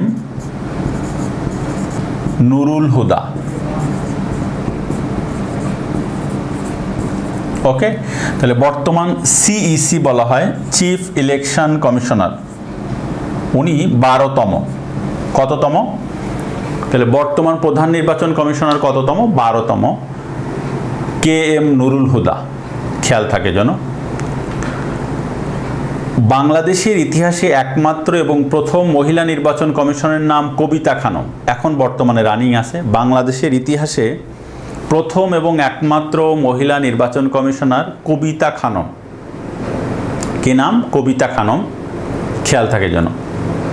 তাহলে 118 আমরা দেখলাম নির্বাচন কমিশনের প্রতিষ্ঠা। 119 হলো নির্বাচন কমিশনের দায়িত্ব। 119 নির্বাচন কমিশনের দায়িত্ব। নির্বাচন কমিশনের কি দায়িত্ব? ভোটার তালিকা হালনাগাদ করা, নির্বাচনের তফসিল ঘোষণা করা, সে অনুযায়ী নির্বাচন, সুষ্ঠু নির্বাচন পরিচালনা করা, ইত্যাদি ইত্যাদি। ওকে, 121 লিখব আমরা। প্রতিটি এলাকায় একটি মাত্র ভোটার তালিকা থাকবে। প্রতিটি এলাকায় একটি মাত্র ভোটার তালিকা থাকবে, মানে প্রত্যেকটা এলাকার জন্য একটা স্বতন্ত্র ভোটার তালিকা থাকবে। 121। 122 ভোটার হওয়ার যোগ্যতা। তাহলে 121 বলছে প্রতিটি এলাকায় একটি করে ভোটার তালিকা থাকবে। আর 122 হলো, ও সরি 200 হয়ে গেছে, 122 হলো, আমি মুখে যেটা বলছি 121 প্রতিটি এলাকায় একটি করে ভোটার তালিকা থাকবে। 122 হলো ভোটার হওয়ার যোগ্যতা। কি যোগ্যতা লাগবে? 18 বছর বয়স, বাংলাদেশের নাগরিক, আর অপ্রকৃতিস্থ হলে হবে না। ওকে, অপ্রকৃতিস্থ মানে পাগল। তাহলে এই হলো 122 ভোটার হওয়ার যোগ্যতা। 121 হলো প্রতিটি এলাকায় একটা করে ভোটার তালিকা থাকবে। এবার লিখবো আমরা 126 নির্বাচন কমিশনকে নির্বাহী কর্তৃপক্ষের সহায়তা দান। 126 অর্থাৎ নির্বাচন কমিশন চাইলে সরকারের এক্সিকিউটিভ অর্গান নির্বাচন কমিশনকে সাহায্য করতে বাধ্য থাকবে। বিষয়টা অনেকটা এরকম। ওকে, নির্বাচন কমিশনকে নির্বাহী কর্তৃপক্ষের সহায়তা দান 126। এবার হলো অষ্টম ভাগ। অষ্টম ভাগ মহা হিসাব নিরীক্ষক ও নিয়ন্ত্রক। অষ্টম ভাগ, অষ্টম ভাগ মহা হিসাব নিরীক্ষক ও নিয়ন্ত্রক। মহা হিসাব নিরীক্ষক ও নিয়ন্ত্রক। নিয়ন্ত্রক তাকে বলা হয় CAG. CAG controller and auditor general. Controller and auditor general, মহা হিসাব নিরীক্ষক ও নিয়ন্ত্রক। তো 127 মহা হিসাব নিরীক্ষক ও নিয়ন্ত্রক পদের প্রতিষ্ঠা। মহা হিসাব নিরীক্ষক ও নিয়ন্ত্রক পদের প্রতিষ্ঠা। তাহলে রাষ্ট্রে একজনই মহা হিসাব নিরীক্ষক ও নিয়ন্ত্রক থাকে। এটা আরও একটা বিষয় হলো, বিসিএস একটা অডিট ক্যাডার আছে। এটা বিসিএস থেকে একমাত্র ক্যাডার যেখানে সরাসরি যাওয়ার সুযোগ আছে। মহা হিসাব নিরীক্ষক ও নিয়ন্ত্রক সাংবিধানিক পদ। এটা কোন ধরনের পদ? সাংবিধানিক পদ। আচ্ছা, বর্তমান মহা হিসাব নিরীক্ষক ও নিয়ন্ত্রকের নাম মোহাম্মদ মুসলিম চৌধুরী। মোহাম্মদ মুসলিম চৌধুরী বর্তমান মহা হিসাব নিরীক্ষক ও নিয়ন্ত্রকের নাম। 129 মহা হিসাব নিরীক্ষকের দায়িত্ব। মহা হিসাব নিরীক্ষক ও নিয়ন্ত্রকের দায়িত্ব 129। ওকে, আর 132, ও এখানে সপ্তম ভাগে যেটা বলা হয়েছে সেটা হলো 127 থেকে 132 অনুচ্ছেদ। 127 থেকে 132। 127 থেকে 132। 132 নং অনুচ্ছেদে বলা হয়েছে মহা হিসাব নিরীক্ষক ও নিয়ন্ত্রকের, মহা হিসাব নিরীক্ষক ও নিয়ন্ত্রক এর রিপোর্ট জাতীয় সংসদে পেশ করবেন। 132-এ বলা হয়েছে, অর্থাৎ তিনি যে রাষ্ট্রের সমস্ত হিসাব কিতাব এটা পেশ করবেন পার্লামেন্টে। তো আমাদের এই ছিল অষ্টম ভাগ পর্যন্ত। তাহলে আমরা তৃতীয় ভাগ থেকে অষ্টম ভাগ পর্যন্ত এখন জানলাম। তৃতীয় ভাগ আমাদের এই ভাগের আলোচনা এই পর্যন্তই। তো আমরা আরেকটু দেখি আমরা কি কি আলোচনা করলাম। তৃতীয় ভাগ হলো মৌলিক অধিকার 26 থেকে 47। আমরা 27 দেখেছিলাম আইনের দৃষ্টিতে সমতা। 28-2 নারী পুরুষের সমতা, অর্থাৎ মহিলারা পুরুষের সমান অধিকার লাভ করবে। 29 হলো প্রজাতন্ত্রের কর্মে নিয়োগ লাভের সমতা। 30 হলো রাষ্ট্রপতির অনুমতি ব্যতীত কোনো বিদেশি পদক বা খেতাব গ্রহণ করা যাবে না। 31 আইনের আশ্রয় লাভের অধিকার। 32 হলো জীবন ও ব্যক্তি স্বাধীনতার অধিকার রক্ষণ। 33 হলো গ্রেপ্তার ও আটক সম্পর্কে রক্ষা কবচ। 24 ঘন্টা, এটা তো আমরা দেখেছিলাম চমৎকারভাবে। তারপর হলো 34 হলো জবরদস্তি শ্রম নিষিদ্ধকরণ। 35 হলো বিচার ও দণ্ড সম্পর্কে রক্ষণ। 36 হলো চলাফেরার স্বাধীনতা। 37 হলো সমাবেশের স্বাধীনতা। 38 হলো সংগঠনের স্বাধীনতা। 39 হলো চিন্তা ও বিবেকের স্বাধীনতা, বাক স্বাধীনতা। 40 হলো পেশা ও বৃত্তির স্বাধীনতা। 41 ধর্মীয় স্বাধীনতা। 42 হলো সম্পত্তির অধিকার। 43 হলো গৃহ যোগাযোগের রক্ষণ। 44 হলো মৌলিক অধিকার বলবৎকরণ। আমরা দেখেছিলাম 18টি মৌলিক অধিকার লঙ্ঘিত হলে 44 নং অনুচ্ছেদ অনুযায়ী এবং 102 নং অনুচ্ছেদ অনুযায়ী আমরা সুপ্রিম কোর্টের হাইকোর্ট বিভাগে রিট পিটিশন দায়ের করে থাকি। রিট 5 প্রকার: habeas corpus, mandamus, prohibition, certiorari and quo warranto. এরপর 48 রাষ্ট্রপতি রাষ্ট্রপ্রধান হিসেবে অন্য সকল ব্যক্তির ঊর্ধ্বে স্থান লাভ করবেন। প্রধানমন্ত্রীর নিয়োগ এবং প্রধান বিচারপতির নিয়োগের ক্ষেত্রে তিনি স্বাধীন থাকবেন, অন্য কাজ তিনি প্রধানমন্ত্রীর পরামর্শ মতো করবেন। রাষ্ট্রপতি নিয়োগের যোগ্যতা অযোগ্যতা: 35 বছর বয়স হতে হবে, এমপি হওয়ার যোগ্যতা হবে, ইমপিচমেন্ট হলে হবে না। 49 হলো রাষ্ট্রপতির ক্ষমা প্রদর্শনের অধিকার।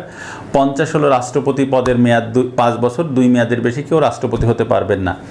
51 হলো রাষ্ট্রপতির দায়মুক্তি এবং তার বিরুদ্ধে আদালতের কোনো এখতিয়ার নেই। 52 হলো রাষ্ট্রপতির ইমপিচমেন্ট। 53 হলো শারীরিক ও মানসিক অসামর্থ্যের কারণে রাষ্ট্রপতির অপসারণ। 53 শারীরিক ও মানসিক অসামর্থ্যের কারণে রাষ্ট্রপতির অপসারণ। 54 হলো রাষ্ট্রপতির অনুপস্থিতিতে স্পিকার তার দায়িত্ব পালন করবেন। 55 হলো মন্ত্রিসভা। 57 হলো প্রধানমন্ত্রীর পদের মেয়াদ। 59 হলো স্থানীয় শাসন বা লোকাল গভর্নমেন্ট। 60 হলো স্থানীয় শাসন সংক্রান্ত প্রতিষ্ঠানের ক্ষমতা। 61 হলো রাষ্ট্রপতি সশস্ত্র বাহিনীর সর্বাধিনায়ক। তারপর 63 হলো জাতীয় সংসদের অনুমতি ব্যতীত যুদ্ধ ঘোষণা করা যাবে না। 64 হলো অ্যাটর্নি জেনারেল, বর্তমান attorney general AM Amin Uddin. তারপর 16তম। তারপর দেখছিলাম আমরা 65 হলো 65 হলো জাতীয় সংসদ। 66 হলো সংসদ সদস্য নির্বাচিত হওয়ার যোগ্যতা অযোগ্যতা। আচ্ছা, তারপরে হলো আমরা দেখলাম 70 ফ্লোর ক্রসিং। 75 হলো কোরাম, আমাদের পার্লামেন্টে কোরাম হয় 60 জনে। তারপর হলো 77 হচ্ছে ন্যায়পাল। বাংলাদেশের পৃথিবীতে প্রথম ন্যায়পালের বিধান করা হয় সুইডেনে 1809 সালে। তারপর হলো 81 অর্থ বিল। 87 হলো বার্ষিক আর্থিক বিবৃতি। 93 হলো অধ্যাদেশ বা অর্ডিন্যান্স, রাষ্ট্রপতি কর্তৃক জারিকৃত আইনকে অধ্যাদেশ বলে। তারপর আমরা দেখেছি হলো 94 সুপ্রিম কোর্ট প্রতিষ্ঠা। 100 হলো সুপ্রিম কোর্টের স্থায়ী আসন হবে রাজধানী ঢাকা। 101 হলো হাইকোর্ট বিভাগের এখতিয়ার। 102 হলো কতিপয় ক্ষেত্রে হাইকোর্ট বিভাগের আদেশ এবং নির্দেশ দানের ক্ষমতা। 103 হলো আপিল বিভাগের এখতিয়ার। তারপর আমরা আলোচনা করেছিলাম 116 ক বিচার বিভাগীয় কর্মচারীগণ বিচার কার্য পালনের ক্ষেত্রে স্বাধীন। 117 প্রশাসনিক ট্রাইব্যুনাল, অ্যাডমিনিস্ট্রেটিভ ট্রাইব্যুনাল। 118 নির্বাচন কমিশনের গঠন, নির্বাচন কমিশন 5 সদস্য বিশিষ্ট। বর্তমান প্রধান নির্বাচন কমিশনের নাম KM রকিবউদ্দিন, 12তম। আর বাংলাদেশের প্রথম এবং একমাত্র মহিলা নির্বাচন কমিশনার কবিতা খানম। 119 হলো নির্বাচন কমিশনের দায়িত্ব। 121 হলো প্রতিটি এলাকায় একটি করে ভোটার তালিকা থাকবে। 122 ভোটার হওয়ার যোগ্যতা। তারপর হলো মহাহিসাব নিরীক্ষক ও নিয়ন্ত্রক 127। তারপর হলো আমরা আলোচনা করেছিলাম মহাহিসাব নিরীক্ষকের দায়িত্ব এবং মহাহিসাব নিরীক্ষক হলো 132, যেটা হলো পার্লামেন্টে সংসদে রিপোর্ট পেশ করবেন সে এটা।